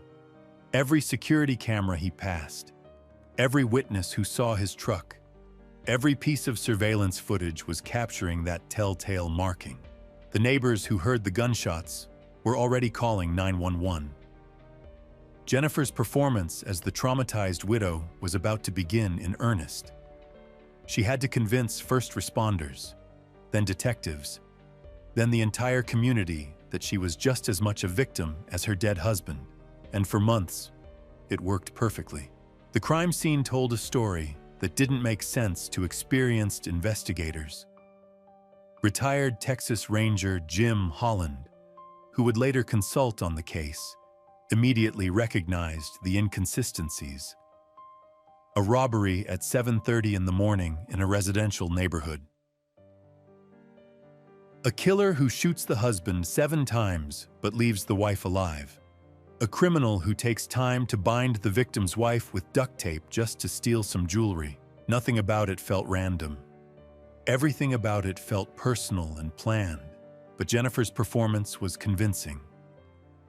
When Dallas police detective Eric Barnes arrived at the scene, he found a woman who appeared to be in genuine shock. She was crying, shaking, struggling to speak coherently about what had happened. She told investigators that the attacker was wearing a blue face mask, that he appeared to be African American, that he had dark eyes visible above the mask. These details would later prove to be accurate, but not for the reasons investigators initially believed. Jennifer wasn't describing a stranger who had randomly attacked them. She was describing the man she had spent months manipulating into committing murder on her behalf. The investigation began immediately. Dallas police canvassed the neighborhood, collecting security footage from every available camera. They found that haunting image of Jamie and Jennifer leaving their house, captured by their own doorbell camera just moments before the attack. They found footage of the black pickup truck speeding away from the scene, but they also found something else that would prove crucial later. Video footage showing Lopez near the vacant house next door, waiting in the shadows hours before the attack. The timestamp on that footage would eventually help prosecutors prove premeditation. In those first crucial hours after the murder, Jennifer had to walk a very fine line. She needed to appear traumatized and cooperative, but she also needed to guide the investigation away from any evidence that might expose her role in the plot. When detectives asked about possible motives, Jennifer painted Jamie as a man without enemies. He was just a technology director at American Airlines. She told them. He was quiet, hardworking, devoted to his family. Nobody would want to hurt him. The attack must have been random, a robbery gone wrong, a case of being in the wrong place at the wrong time. But even as she spoke these words, Jennifer was already thinking about her next moves. She needed to maintain contact with Lopez to make sure he didn't panic and confess. She needed to control the narrative in the media and with the community. And she needed to start collecting the financial benefits of Jamie's death. The life insurance alone was worth over $600,000, combined with Jamie's 401k and other assets. Jennifer stood to collect more than $1 million from her husband's death. But she had to be patient. She had to continue playing the grieving widow long enough to collect those benefits and avoid suspicion. What Jennifer didn't realize was that her months of communication with Lopez had created a digital trail that would be impossible to hide. Every text message, every phone call, every social media interaction was stored on servers that investigators could access with the right warrants.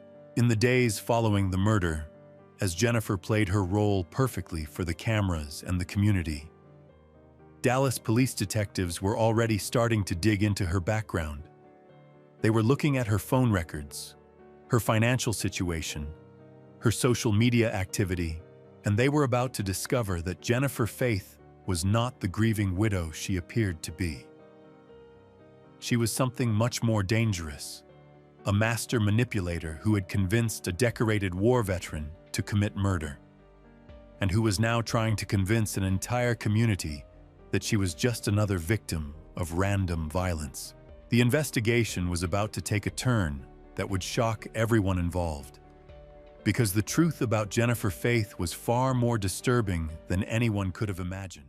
When the world shut down in March 2020, chaos and fear consumed every corner of society. Businesses closed their doors, families locked themselves indoors, and a mysterious virus dominated every conversation. But for one woman in Jupiter, Florida, this global crisis would become the perfect cover for something far more sinister. This is the story of Gretchen Anthony, a vibrant mother whose disappearance during the early days of the pandemic exposed a web of lies, manipulation, and deadly deception. What began as concerning text messages about a coronavirus diagnosis would unravel into one of the most chilling cases ever investigated in Palm Beach County. Picture this: a seemingly healthy 51-year-old woman suddenly vanishes without a trace, leaving behind only suspicious text messages claiming she contracted COVID-19. Her family grows increasingly worried when phone calls go unanswered and the messages become more bizarre by the hour. Then investigators make a disturbing discovery that changes everything. The case would span multiple states, involve a desperate manhunt, and reveal how someone used the world's greatest fear as a weapon. By the time the truth emerged, it would expose not just a calculated murder, but a perpetrator who exploited a global pandemic to commit the perfect crime, or so he thought. In early 2020, Jupiter, Florida seemed like paradise. This affluent community in Palm Beach County attracted successful professionals, retirees, and families seeking the good life under endless blue skies. Among its residents was Gretchen Anthony, a woman whose infectious smile and boundless energy made her impossible to forget.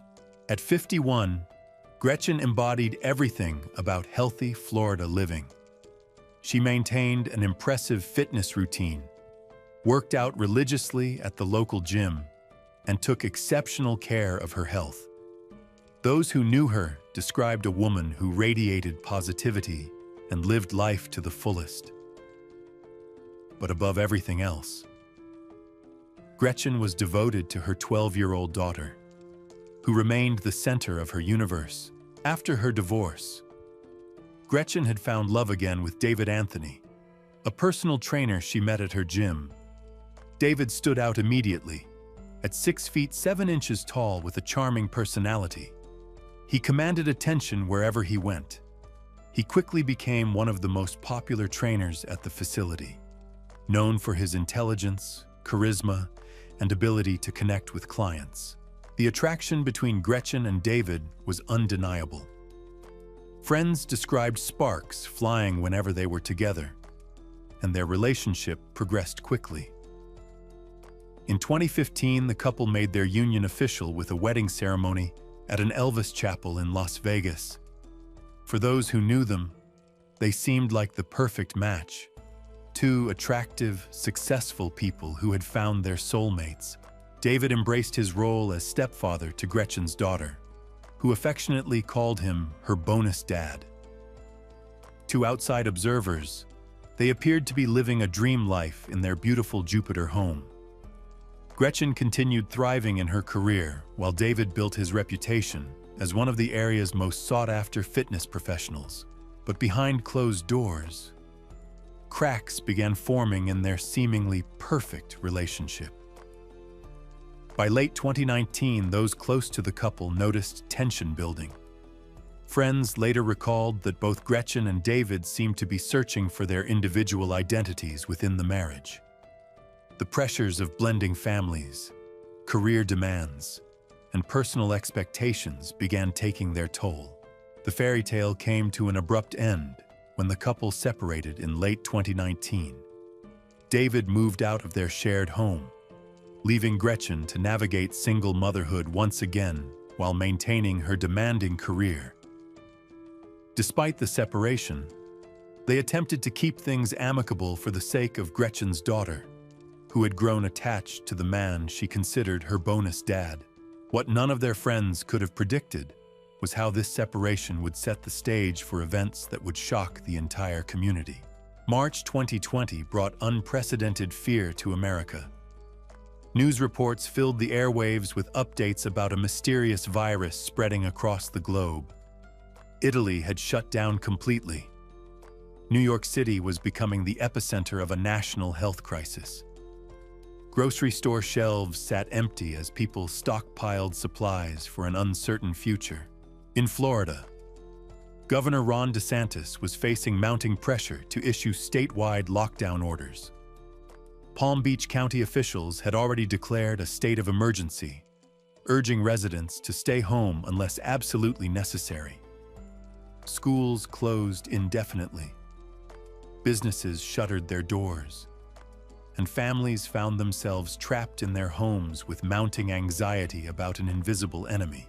For Gretchen Anthony, March 21st started like any other day during this strange new reality. She had work obligations to fulfill and responsibilities as a single mother to maintain. Despite the chaos surrounding the pandemic, she remained committed to her routine and her daughter's well-being. But that morning, something went terribly wrong. When Gretchen failed to show up for work, her colleagues initially assumed she might be dealing with pandemic-related issues. After all, everyone was adjusting to new realities and unexpected changes to their schedules. However, their concern grew when they couldn't reach her by phone throughout the day. Then came the text messages that would launch one of the most disturbing investigations in Palm Beach County history. Starting on March 23rd, family members and friends began receiving messages from Gretchen's phone. The first text went to her daughter, who was staying with her biological father due to the custody arrangement. The message was straightforward and concerning. She had tested positive for coronavirus that morning and would need to quarantine at home for at least 2 weeks. Her daughter responded with worry and well wishes, hoping her mother would recover quickly. But this would be the last normal exchange anyone would have with Gretchen's phone. Over the next several days, more messages arrived, describing a rapidly deteriorating condition.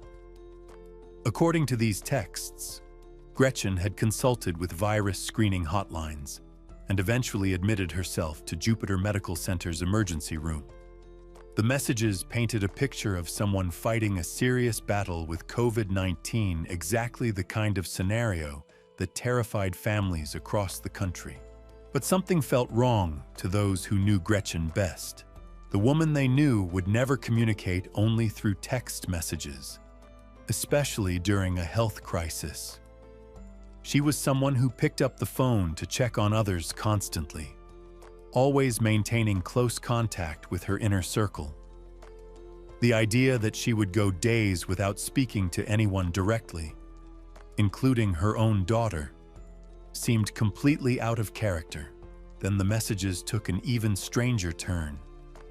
According to texts allegedly from Gretchen's phone, she had been transferred to a specialized CDC facility in Belle Glade, Florida, more than an hour away from Jupiter. This facility, the messages claimed, was specifically designed to treat severe COVID-19 cases under direct federal oversight. Family members found this information both alarming and confusing. Why would someone be transferred so far from home? Why hadn't Gretchen called to explain the situation herself? And most importantly, why was she communicating exclusively through text messages when she was supposedly fighting for her life? Their questions multiplied when they tried to verify the information. A quick investigation revealed a shocking truth.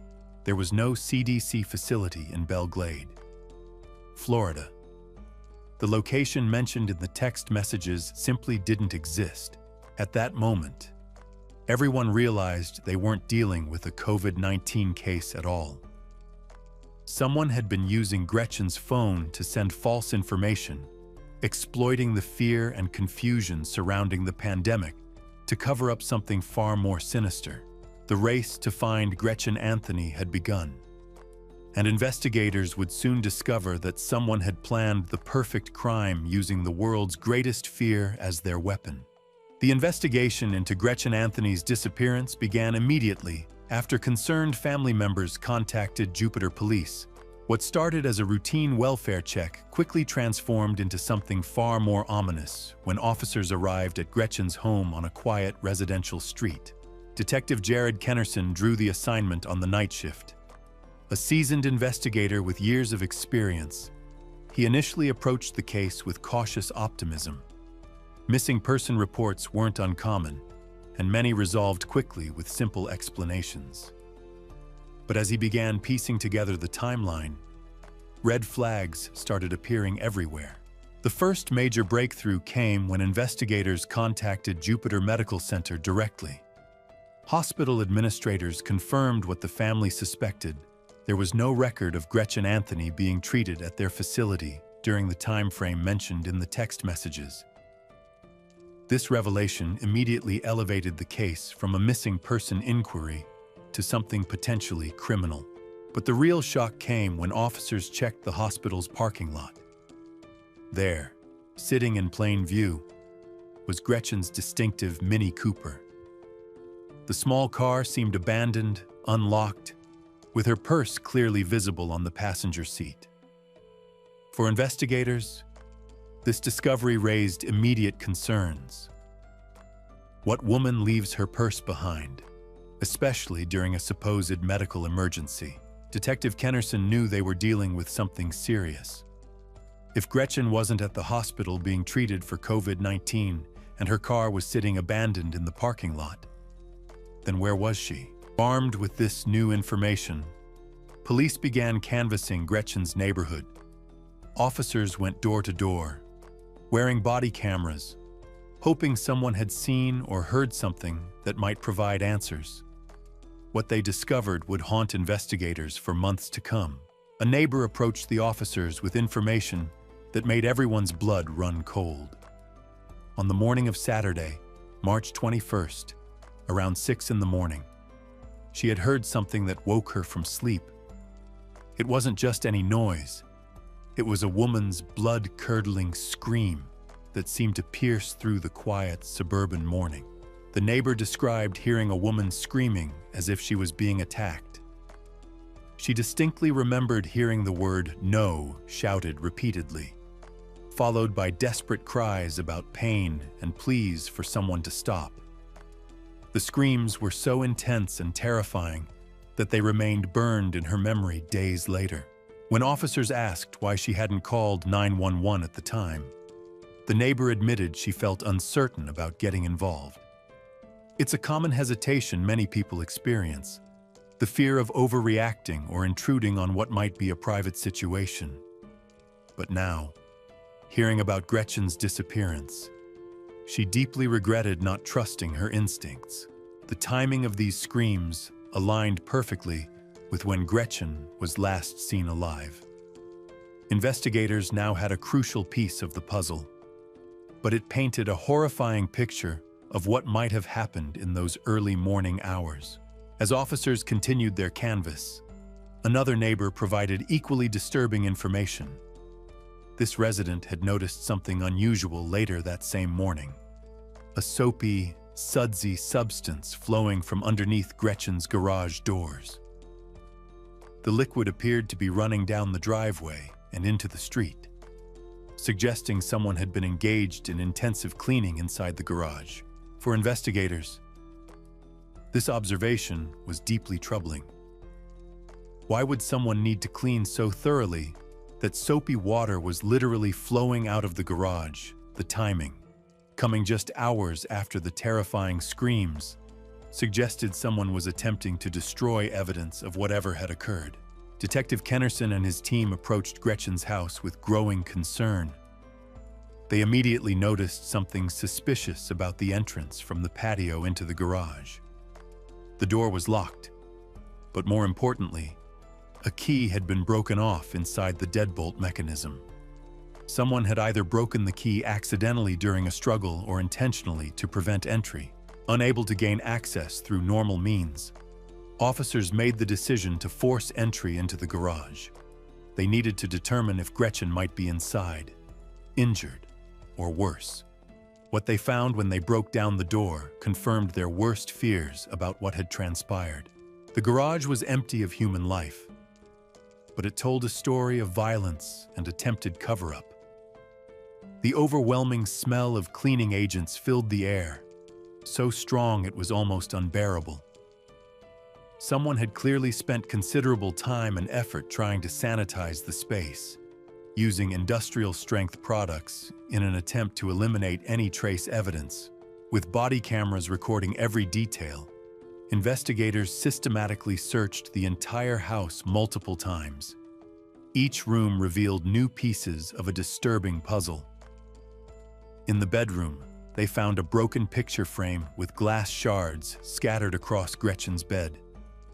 A towel discovered nearby showed what appeared to be blood-like stains, despite obvious attempts to clean it. The evidence painted a clear picture of a violent struggle that had taken place inside Gretchen's own home. Someone had attacked her, likely in the garage based on the extensive cleaning efforts, and then attempted to destroy any forensic evidence that might identify them. But investigators caught their first real break when neighbors provided photographs they had taken that morning. The images showed a black Nissan pickup truck parked near Gretchen's home around the time the screams were heard. This vehicle would become a crucial piece of evidence in identifying their primary suspect. The truck belonged to David Anthony, Gretchen's estranged husband. As investigators dug deeper into David's background and recent activities, a disturbing pattern began emerging. Family members revealed that Gretchen had filed for divorce just 1 month earlier, in February 2020. The separation hadn't been amicable, and David had been forced to move in with his mother after leaving their shared home. Friends and family described David as increasingly unstable following the separation. His behavior had become erratic, and those who knew him best noticed dramatic mood swings that seemed to intensify as the divorce proceedings moved forward. Gretchen herself had expressed concerns about her safety, concerns that would prove tragically prophetic. The most telling evidence came from Gretchen's own preparation for potential danger.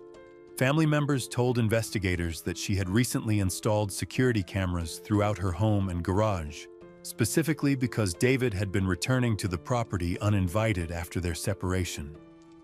She felt unsafe and wanted video documentation of any future incidents. When investigators searched for these cameras, they made a chilling discovery. Every single camera had been ripped from the walls, obviously in an attempt to destroy any incriminating footage. But the person who removed them had made a critical error. They didn't understand how modern security systems work. While the physical cameras were gone, all the footage they had recorded was automatically stored in cloud-based servers. The images and videos that someone desperately tried to destroy were sitting safely on remote servers, waiting to tell their story to investigators. Detective Kennerson immediately obtained search warrants for the cloud storage accounts.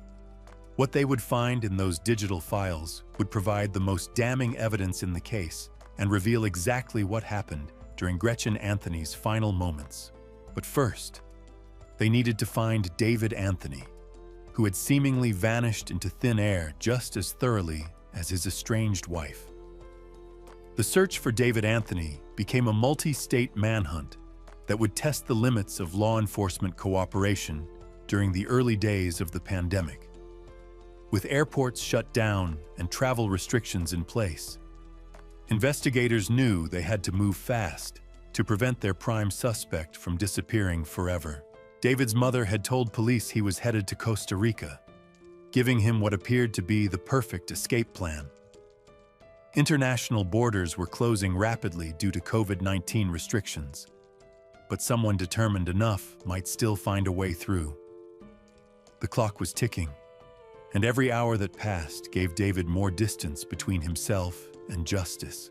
Detective Kennerson coordinated with federal authorities to track cell phone pings from both Gretchen's and David's devices. What they discovered was deeply troubling. Both phones appeared to be traveling together westward across Texas, then into New Mexico. For investigators, this created a terrifying possibility. Could Gretchen still be alive, being held against her will? The phone tracking revealed a methodical journey across multiple states. David's phone would ping briefly in one location, then go dark for hours before appearing hundreds of miles away. This pattern suggested someone who understood how cell phone tracking worked and was attempting to stay ahead of law enforcement. Meanwhile, the evidence retrieved from Gretchen's cloud storage painted a horrifying picture of her final moments. Security footage showed a tall figure lurking in the shadows of her patio in the early morning hours of March 21st.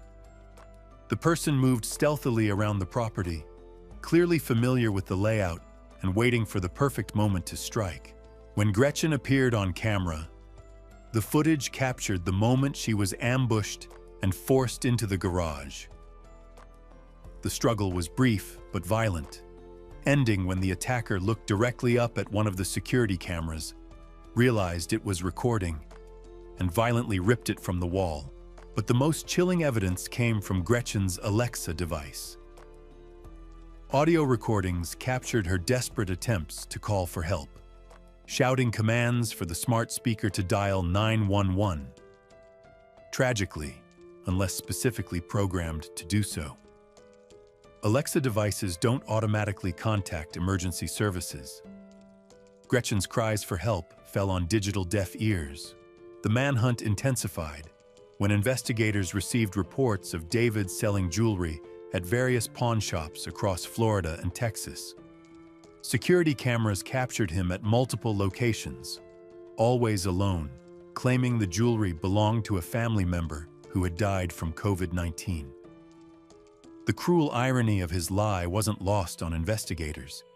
He was using the very disease he'd falsely attributed to Gretchen as cover for disposing of her possessions. After days of tracking phone pings and coordinating with multiple law enforcement agencies, authorities finally located David in Las Cruces, New Mexico. Local police pulled over his distinctive black pickup truck and took him into custody for questioning. But without concrete evidence of murder, they couldn't hold him indefinitely. During initial questioning, David maintained his elaborate fiction. He claimed Gretchen was alive and being treated at a CDC facility, sticking to the same lies he'd been spreading through her phone. When pressed about the text messages, he became evasive and defensive, refusing to provide specific details about her supposed condition or location. Most disturbing of all, when officers searched his truck, they found both his phone and Gretchen's device. The discovery confirmed what investigators had suspected.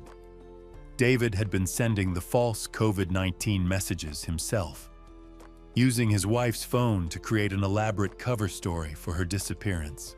But Las Cruces police didn't have enough evidence to charge David with murder. They seized his truck and phones as evidence, but were forced to release him on foot, with his dog Kobe as his only companion.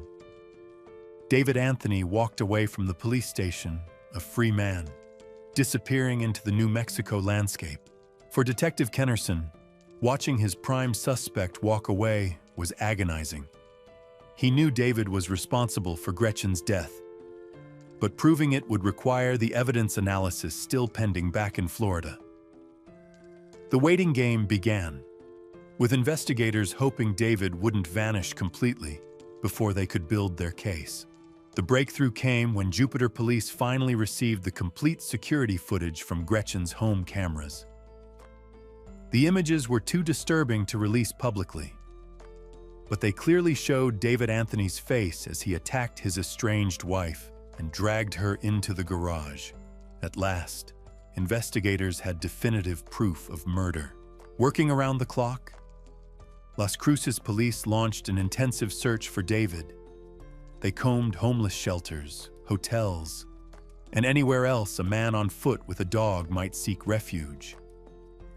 The search seemed hopeless until officers spotted David walking Kobe through a residential neighborhood. The arrest was swift and decisive. David Anthony was taken into custody, and his beloved dog was transported to a local shelter. After a manhunt spanning 6 states and nearly 2,000 miles, the man who thought he'd committed the perfect crime was finally in handcuffs. But even in custody, David refused to reveal the location of Gretchen's body. During hours of interrogation, he maintained his innocence and insisted Gretchen was still alive. The psychological game continued, with David using the location of his wife's remains as leverage against the very investigators trying to bring her home to her family. After months of legal negotiations, David Anthony finally accepted a plea deal. In exchange for revealing where he'd hidden Gretchen's body, prosecutors agreed to reduce the charges from first-degree murder to second-degree murder, with a sentence of 38 years in prison. On a cold December morning in 2020, David led investigators to an unremarkable patch of grass behind a Walmart, just miles from where Gretchen had lived and died. There, buried in a shallow grave, they found the remains of a vibrant woman whose only crime was trying to rebuild her life after divorce. The autopsy revealed the brutal truth about Gretchen's final moments. She had died from multiple stab wounds to her neck and torso, with defensive wounds indicating she had fought desperately for her life. The neighbor's memory of hearing screams and pleas for someone to stop had been tragically accurate. At his sentencing hearing, David offered a bizarre explanation for his actions, claiming he'd viewed the pandemic as an end-of-world scenario that compelled him to commit murder. The excuse rang hollow to everyone present, including Gretchen's family members, who finally had their chance to confront her killer. Gretchen's sister spoke directly to David, calling him pure evil for stealing a mother from her child and a daughter from her parents. The courtroom was filled with grief and anger as family members shared their memories of a woman whose light had been extinguished by someone who claimed to love her. Today, Gretchen's daughter continues to heal with the support of her biological father and extended family. Though the trauma of losing her mother in such a horrific way will never fully fade, those who knew Gretchen find comfort in knowing her killer will spend decades behind bars.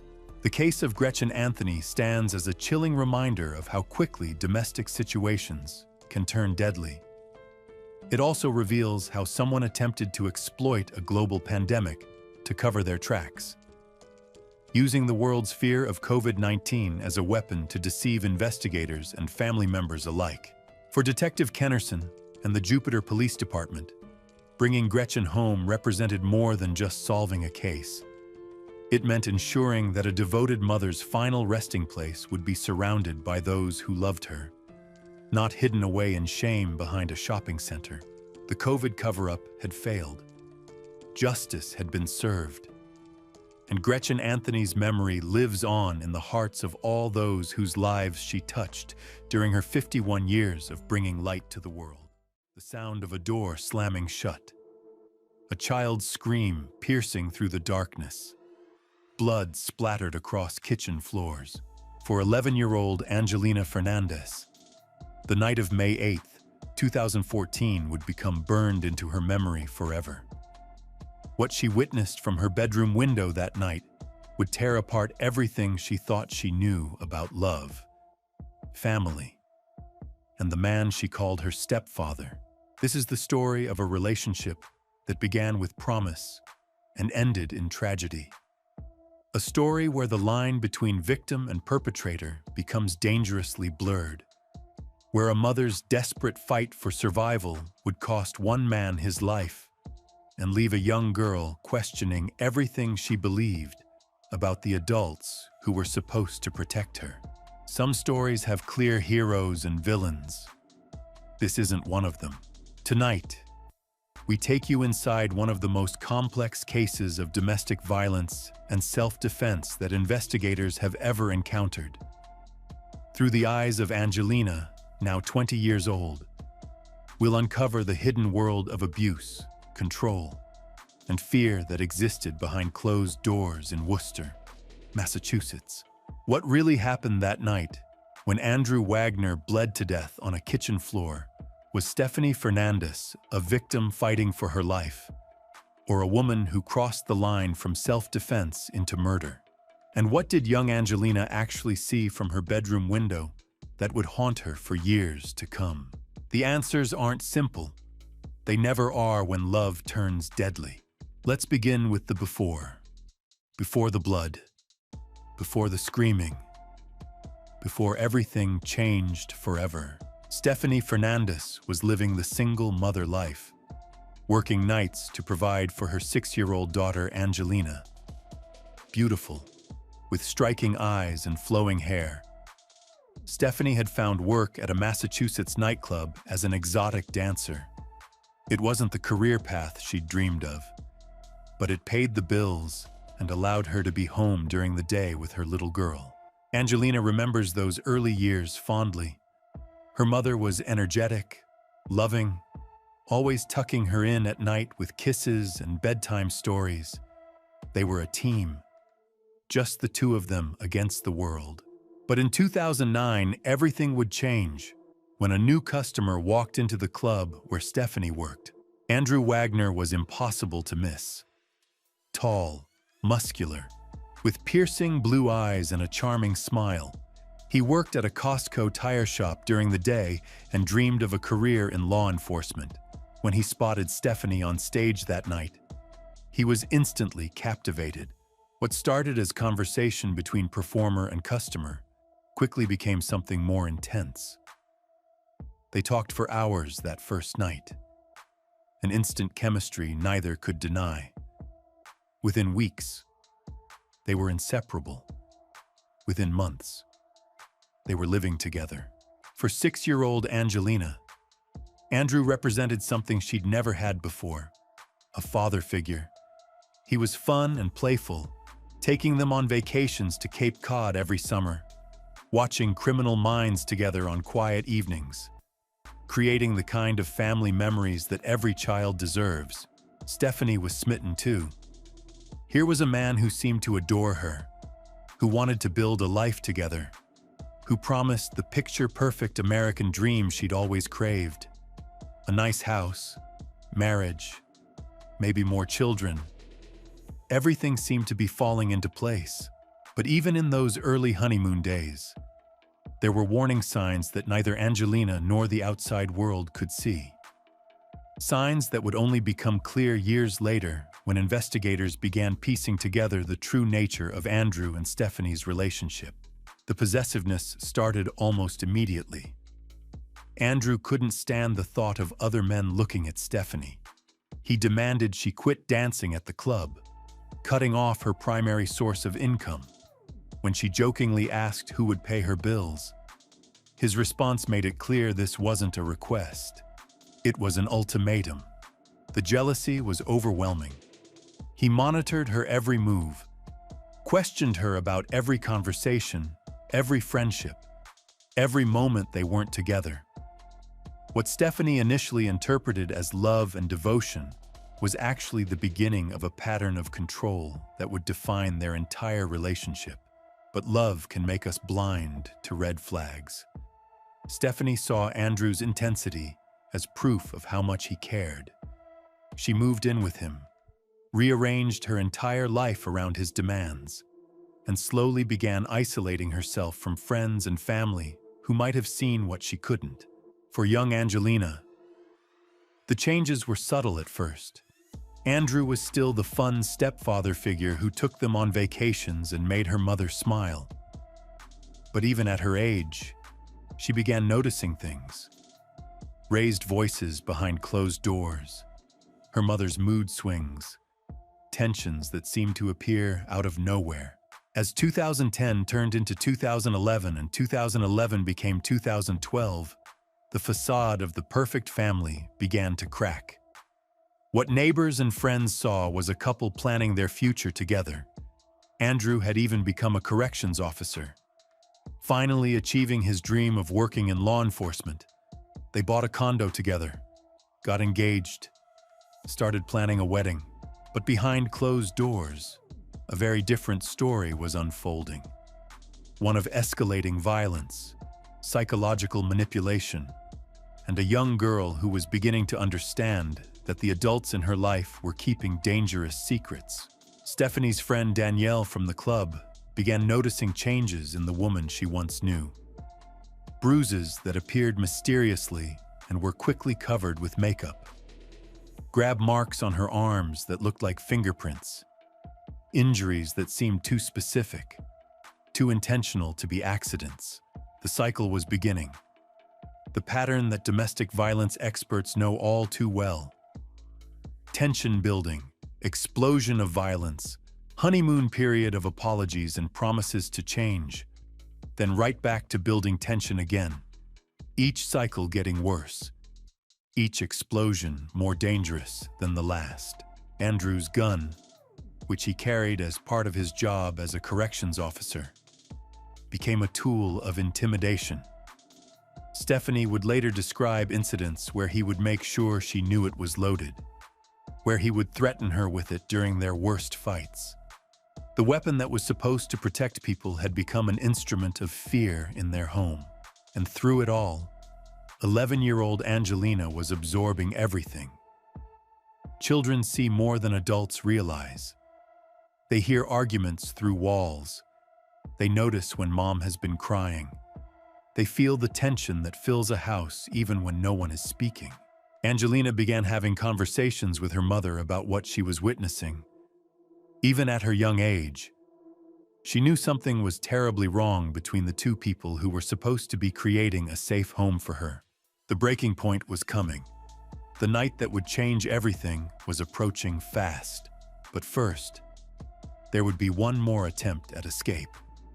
One more try at breaking free from the cycle of violence that had consumed their lives. Stephanie would briefly leave Andrew for another man, someone who treated her with kindness and respect, someone who proposed marriage and offered her a chance at the life she'd always wanted. It seemed like salvation, but in relationships like theirs, escape is never simple.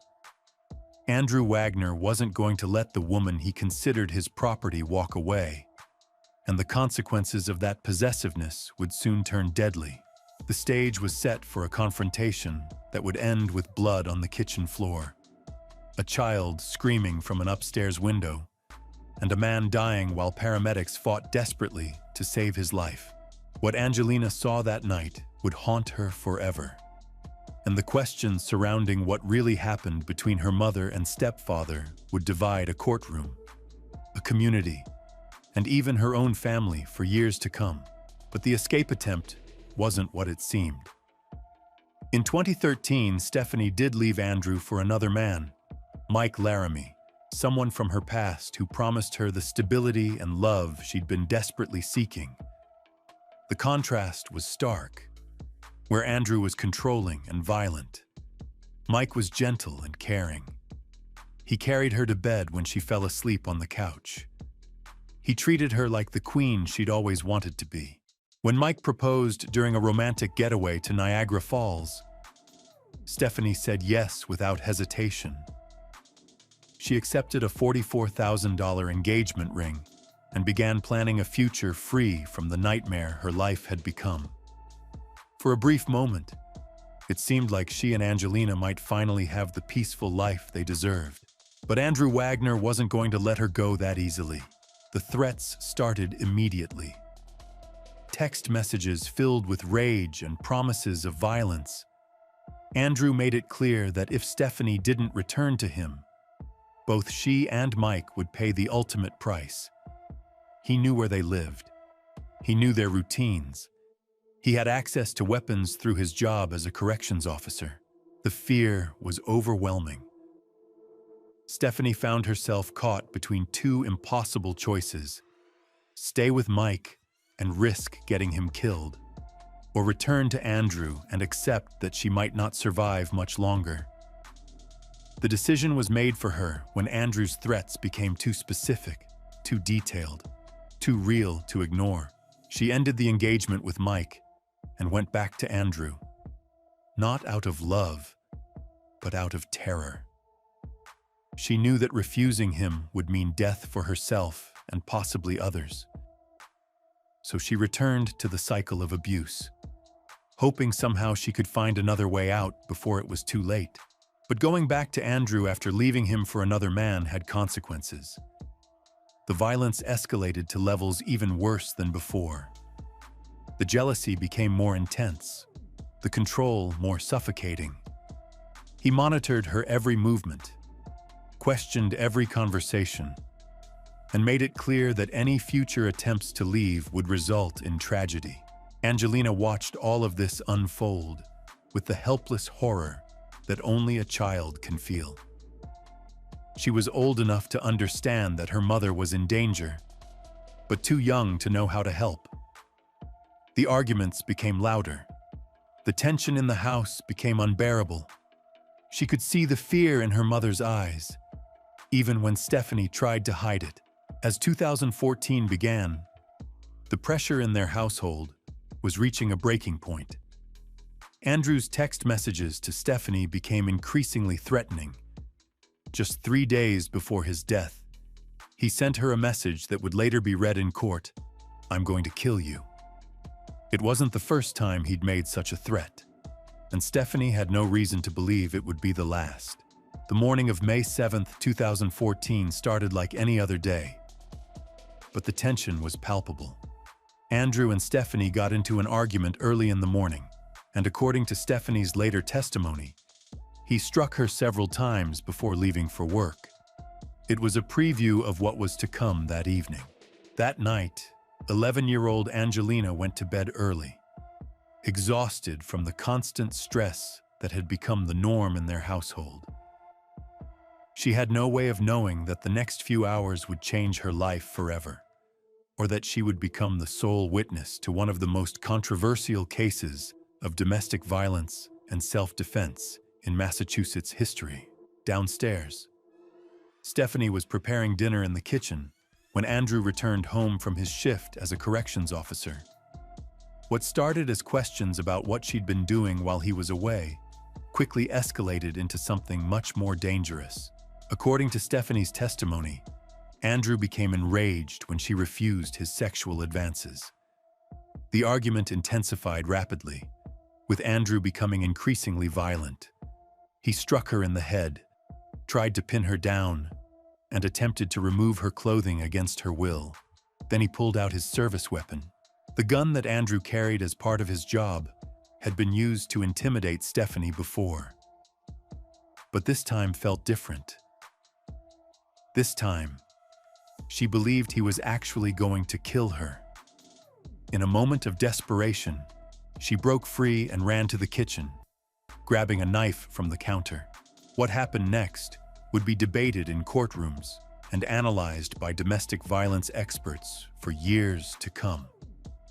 The exact sequence of events, the positioning of both people, the intent behind each action, all of it would become crucial pieces of evidence in determining whether Stephanie Fernandez was a victim defending herself or a woman who had crossed the line into murder.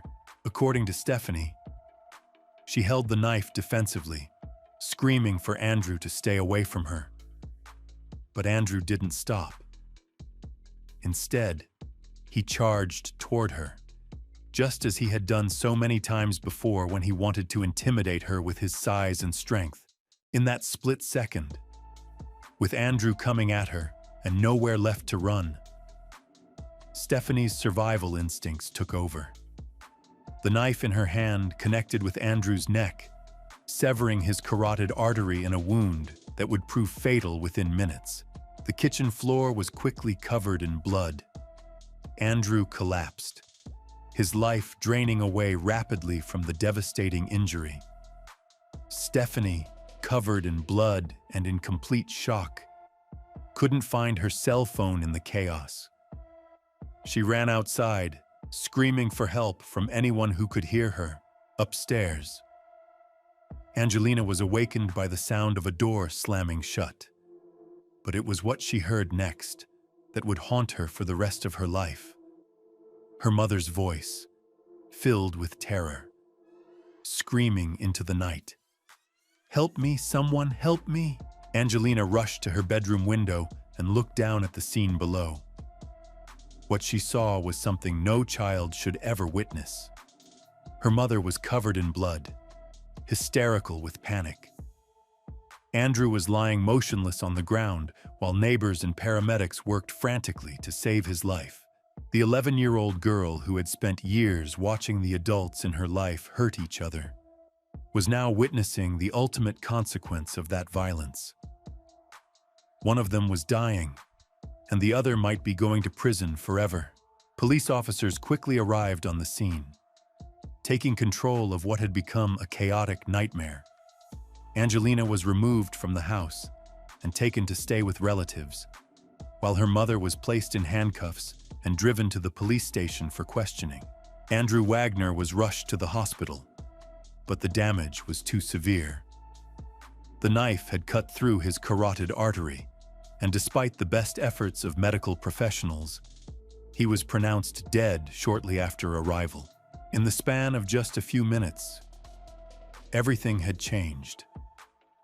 A man was dead, a woman was facing murder charges, and a young girl had lost both of the parental figures in her life, one to death and one to the criminal justice system. The investigation that followed would uncover a complex web of abuse, control, and violence that had been hidden behind closed doors for years. Text messages, photographs, witness testimonies, and medical records would all be scrutinized as prosecutors and defense attorneys tried to determine what really happened that night. But for Angelina, the legal proceedings that would follow were secondary to the immediate trauma of what she had experienced. The child who had spent years trying to protect her mother from an abusive relationship was now facing the possibility that her mother might never come home again. The questions that would dominate the courtroom: was it murder or self-defense? Was Stephanie a victim or a perpetrator? Was the killing justified or criminal? Were complex legal and moral issues that would divide experts and jury members alike. But for the little girl looking down from her bedroom window that night, there was only one question that mattered: what was going to happen to her now? The courtroom proceedings that followed would become a battleground of competing narratives. 2 years after that horrific night, Stephanie Fernandez found herself sitting at the defendant's table, facing first-degree murder charges that could send her to prison for life. The prosecution painted a picture of a woman with a history of violence, someone who had manipulated and controlled the men in her life just as much as they had controlled her. They brought forward witnesses who testified about Stephanie's explosive temper, her tendency toward physical confrontation, her pattern of escalating conflicts. Michael Laramie, her former fiancé, took the stand to describe incidents where Stephanie had allegedly threatened him with knives, damaged his furniture in fits of rage, and created an atmosphere of fear in his own home. His testimony suggested that Stephanie was not the helpless victim her defense team claimed, but rather someone capable of initiating violence herself. But the defense told a very different story. They brought in domestic violence experts who explained the complex psychology of abuse victims, how years of trauma can alter someone's perception of danger, how the cycle of violence creates a prison that's almost impossible to escape. The most compelling evidence in Stephanie's favor came from an unexpected source: the police detective who had interviewed her the night Andrew died. Detective William Perrow testified about the fresh bruises he had observed on Stephanie's body, injuries consistent with a recent physical altercation.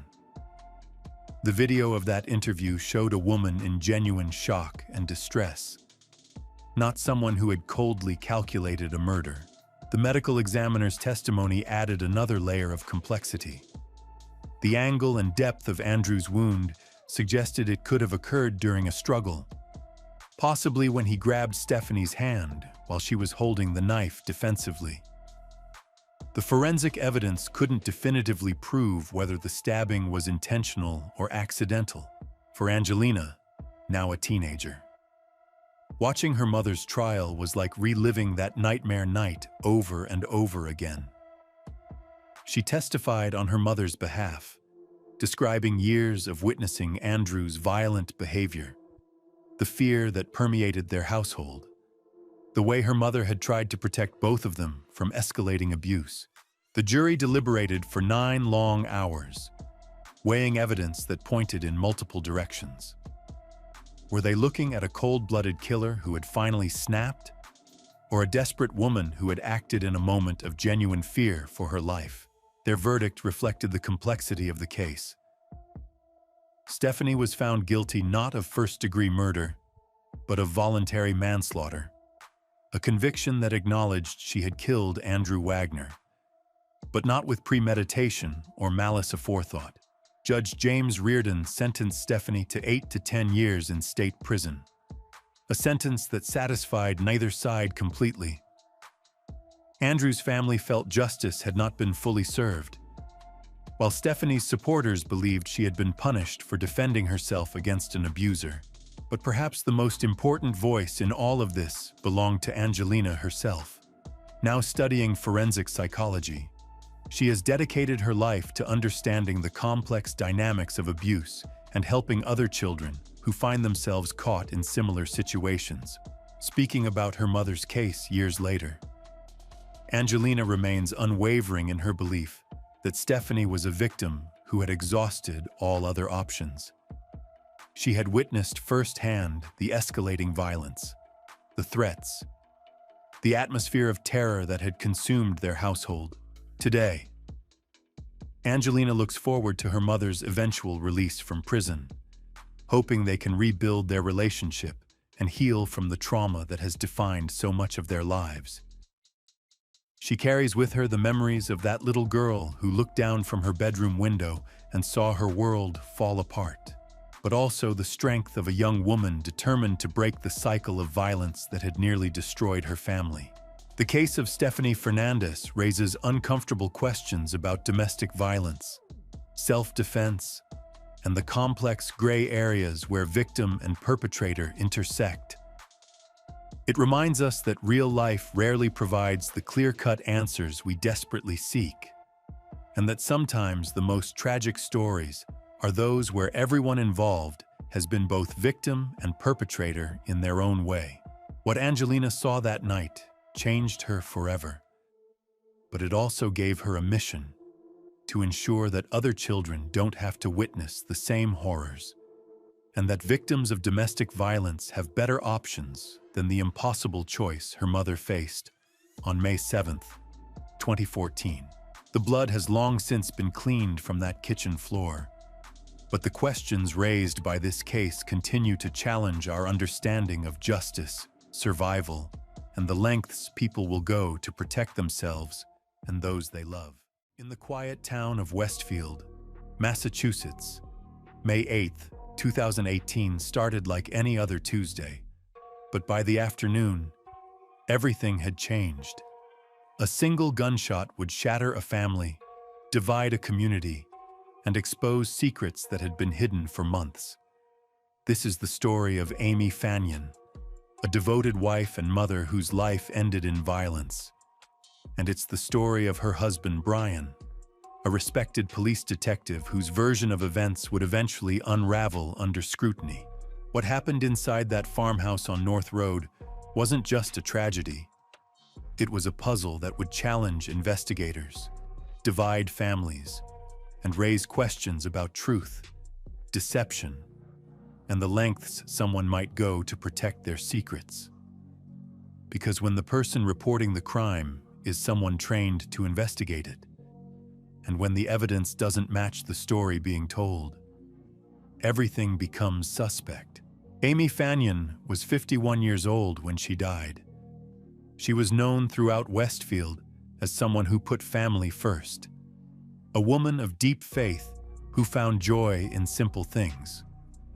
Her friends describe her as genuine, loving, the kind of person who made everyone around her feel valued. She had been married to Brian for over 30 years, raised 2 children, and was looking forward to his retirement from the police force. Brian Fanyon came from what some called Westfield royalty.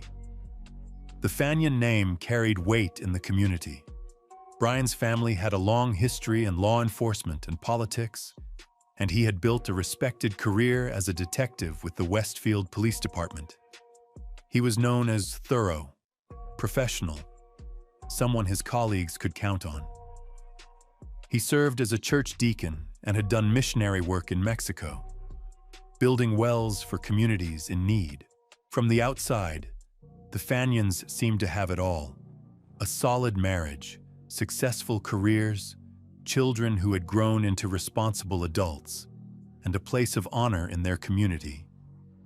They were planning for Brian's retirement, discussing travel, talking about the next chapter of their lives together.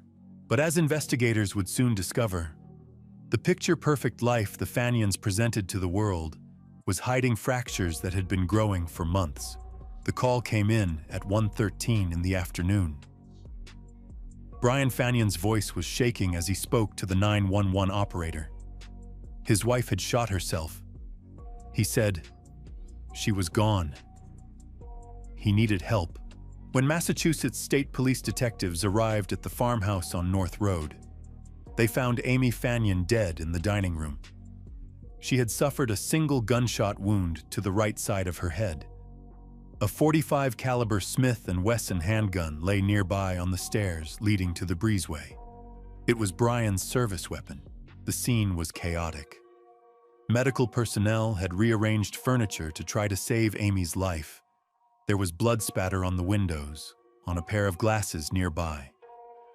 The dining room table held the remnants of lunch being prepared. A peanut butter and jelly sandwich sat intact on a plate. Another plate nearby had blood smears on it. Brian Fanyon sat in a chair with his back to the wall, speaking with the Westfield police chief. He appeared to be in shock, staring straight ahead. Amy's brother Eric was there too. He had been playing disc golf behind the house when he heard Brian calling for help. When Eric rushed inside, he found Amy on the floor, Brian holding her hand, and the gun nearby. Worried about Brian's state of mind, Eric had moved the weapon away from him. Detective Brendan O'Toole of the Massachusetts State Police took charge of the investigation. Given that Brian was a fellow law enforcement officer, O'Toole knew this case would require extra care and scrutiny. He decided his unit would handle the investigation alone to avoid any potential conflicts of interest. Brian agreed to come to the state police barracks for a recorded interview. His story was straightforward. He had left his office at the Westfield police station around 11:45 that morning to meet Amy at home for lunch. They had been having an ongoing argument about retirement plans, and it continued when he arrived. According to Brian, Amy was angry about several things. They disagreed about what retirement would look like. She wanted to stay in their 200-year-old home, while he wanted to travel and not be tied down by property maintenance. They also argued about their aging dog and whether to get another one when it passed away. The argument escalated. Brian told detectives, when Amy informed him she had committed them to attend a family member's play on the same day he wanted to participate in a disc golf tournament. That's when Brian said he removed his service weapon from its holster and placed it on the hutch in the dining room because he needed to use the bathroom. When Brian came out of the bathroom, he said Amy had the gun in her hand. She was pointing it at the right side of her head. She said something about him not wanting her around anymore. Brian claimed he was 4 to 5 feet away when he tried to stop her. But the gun fired before he could reach her. It was a tragic story of an argument that spiraled out of control, ending in an impulsive decision that cost Amy her life. Brian's account was detailed and emotional. He seemed genuinely distraught.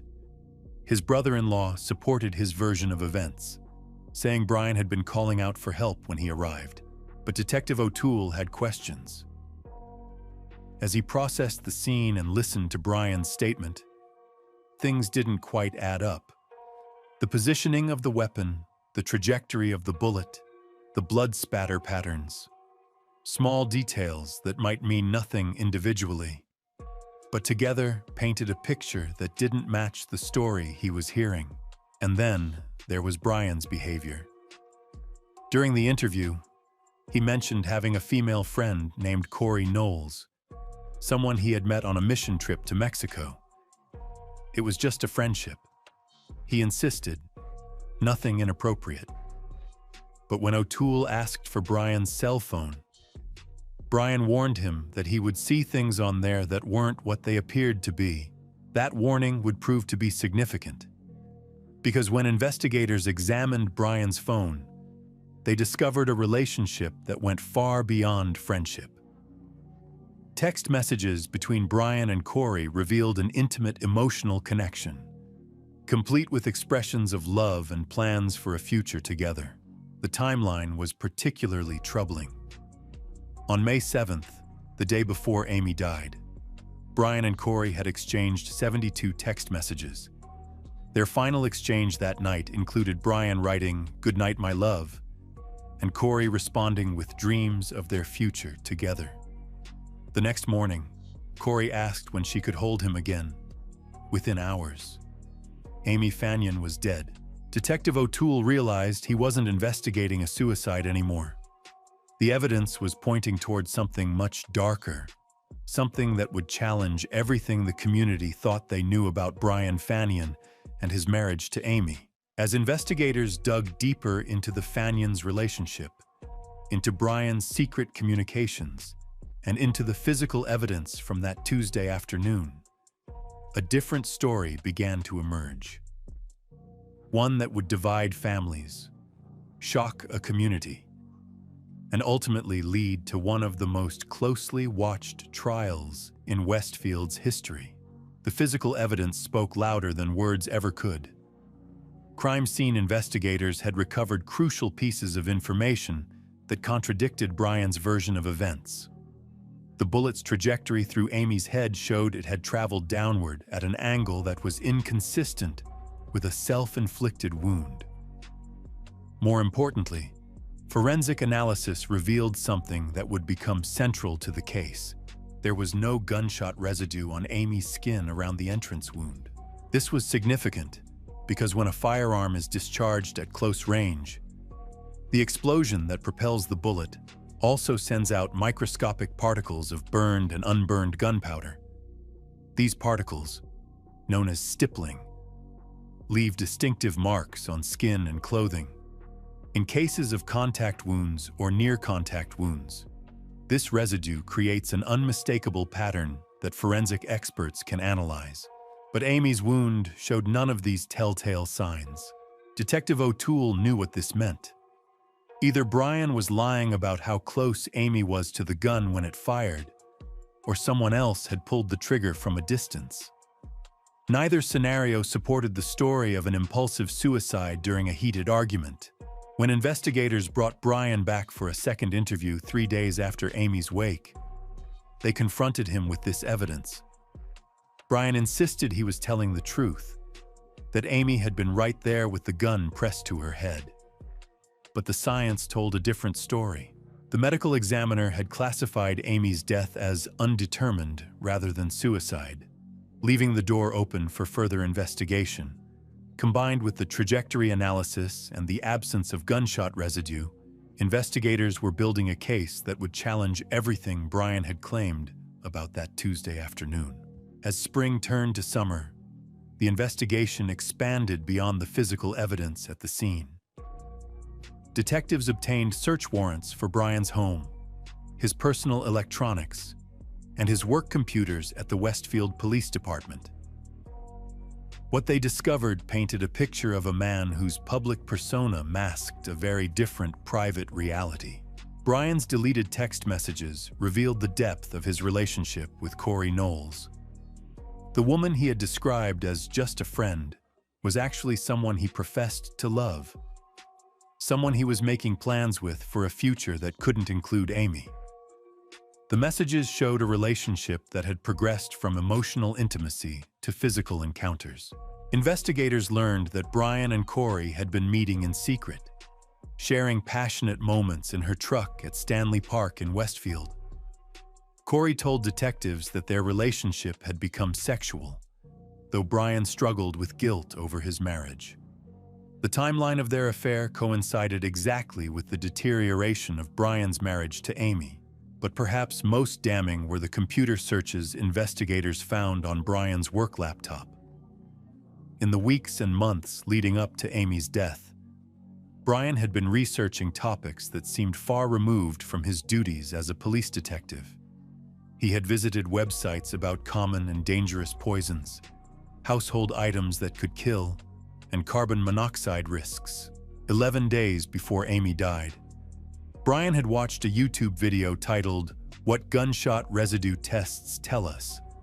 This search was particularly troubling because the Westfield Police Department didn't conduct gunshot residue testing, and Brian wasn't assigned to any active investigations that would require such knowledge.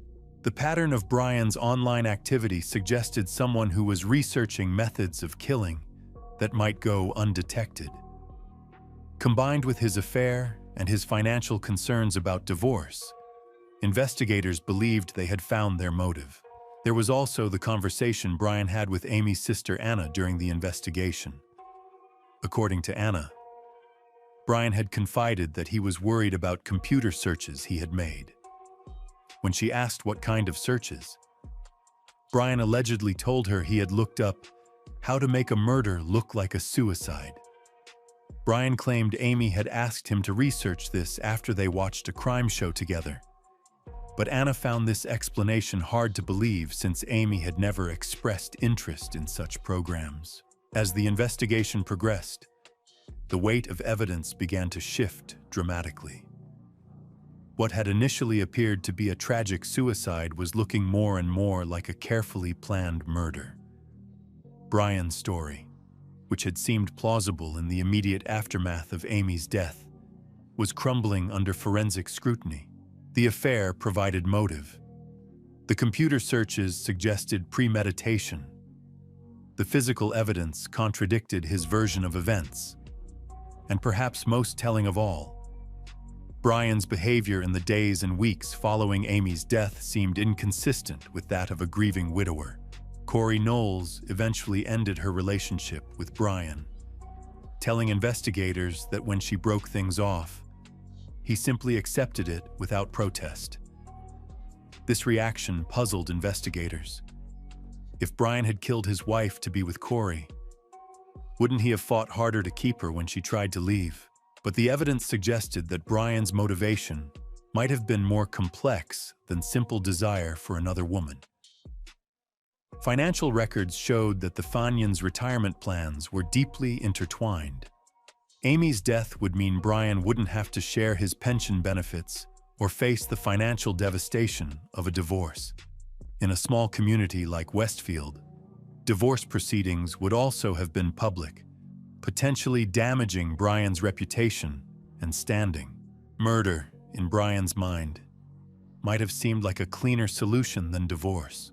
By the fall of 2019, 17 months after Amy's death, investigators felt they had built a strong enough case to seek an arrest warrant. The grand jury agreed, and on November 6th, detectives arrived at Brian's door with handcuffs. Brian's arrest sent shockwaves through Westfield. This was a man who had been respected, trusted, looked up to by his colleagues and community members. The idea that he could be capable of murdering his wife seemed incomprehensible to many who knew him. Even more shocking was the reaction of Amy's own family. In an unprecedented show of support, Amy's siblings and mother had signed a letter expressing their belief that Amy had taken her own life and that Brian was innocent of any wrongdoing.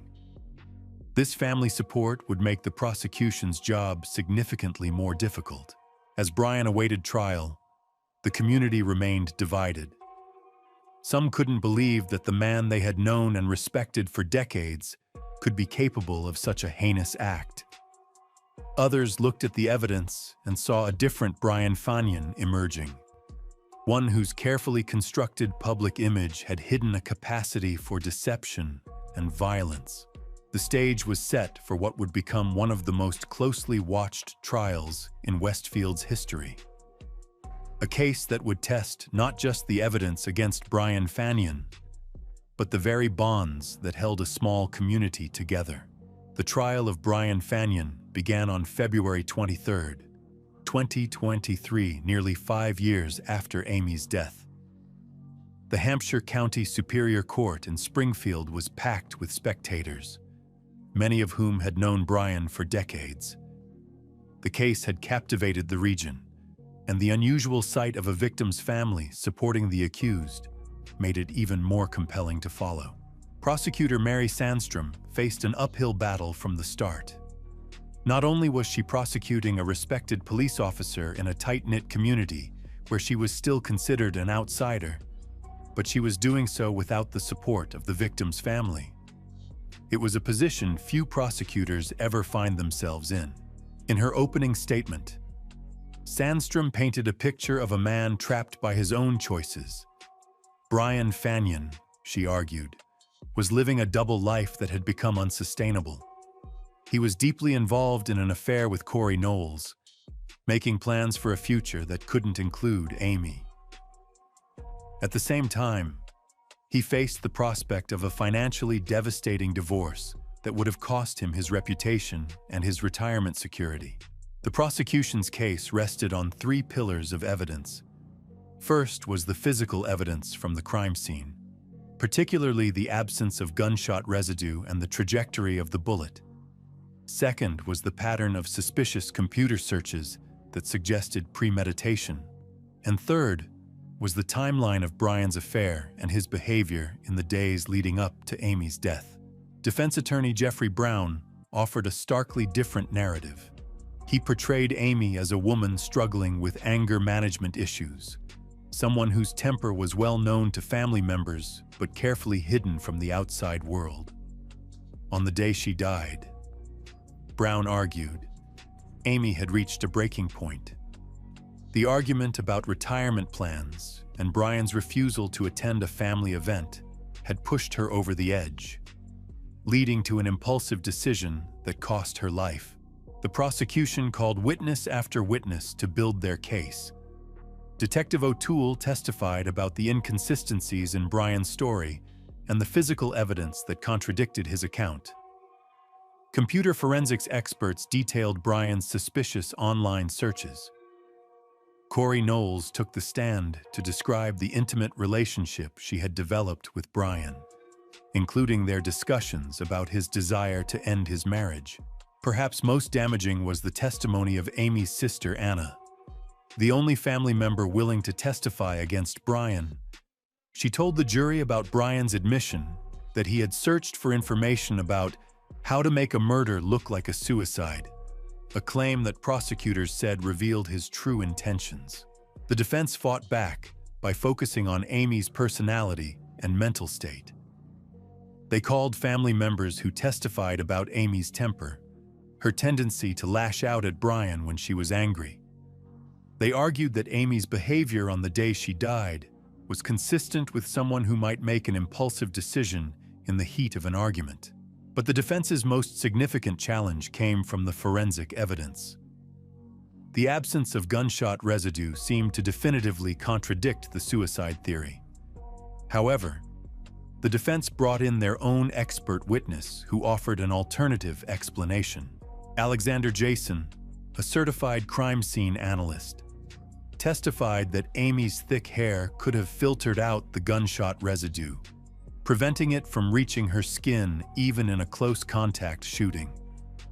He had conducted research published by the FBI showing that hair could indeed block the deposition of these microscopic particles. Jason's testimony introduced reasonable doubt about one of the prosecution's key pieces of evidence.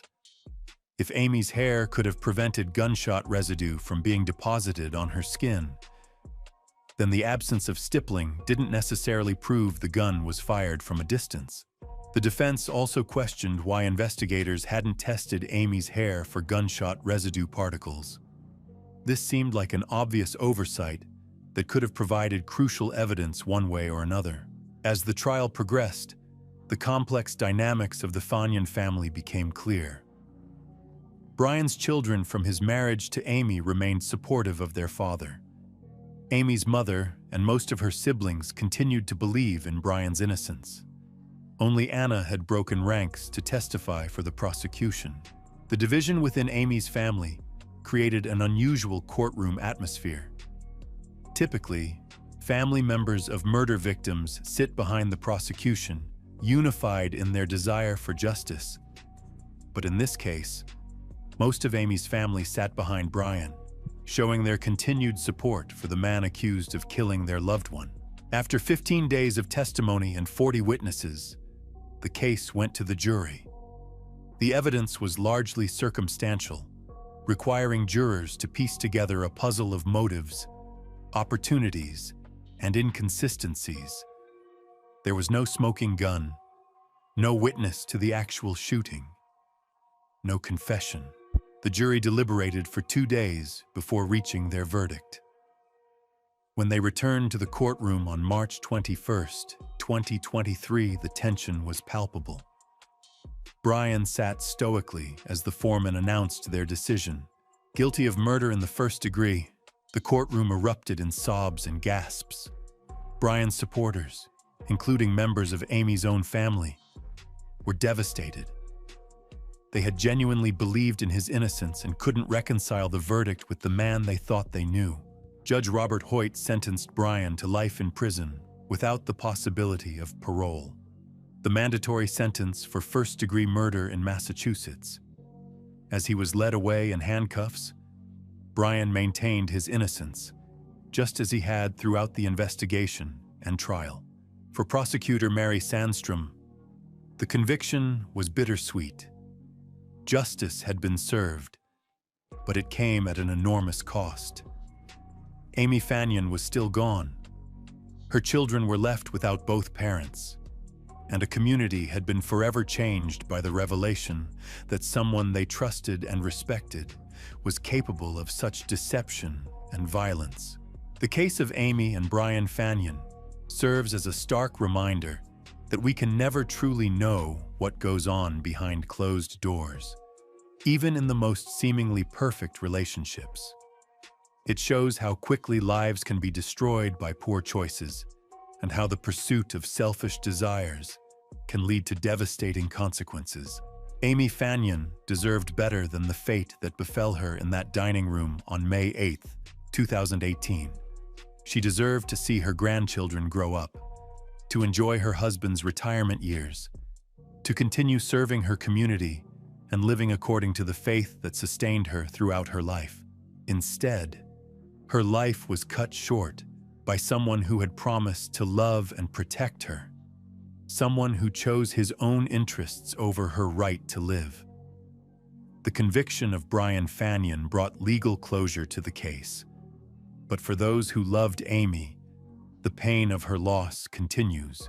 In the end, the truth emerged despite the best efforts to conceal it.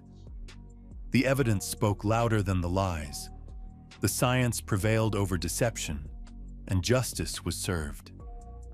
Amy Fanyon's story is a tragedy, but it's also a testament to the dedication of investigators who refused to accept easy answers and prosecutors who pursued justice even when it was difficult and unpopular.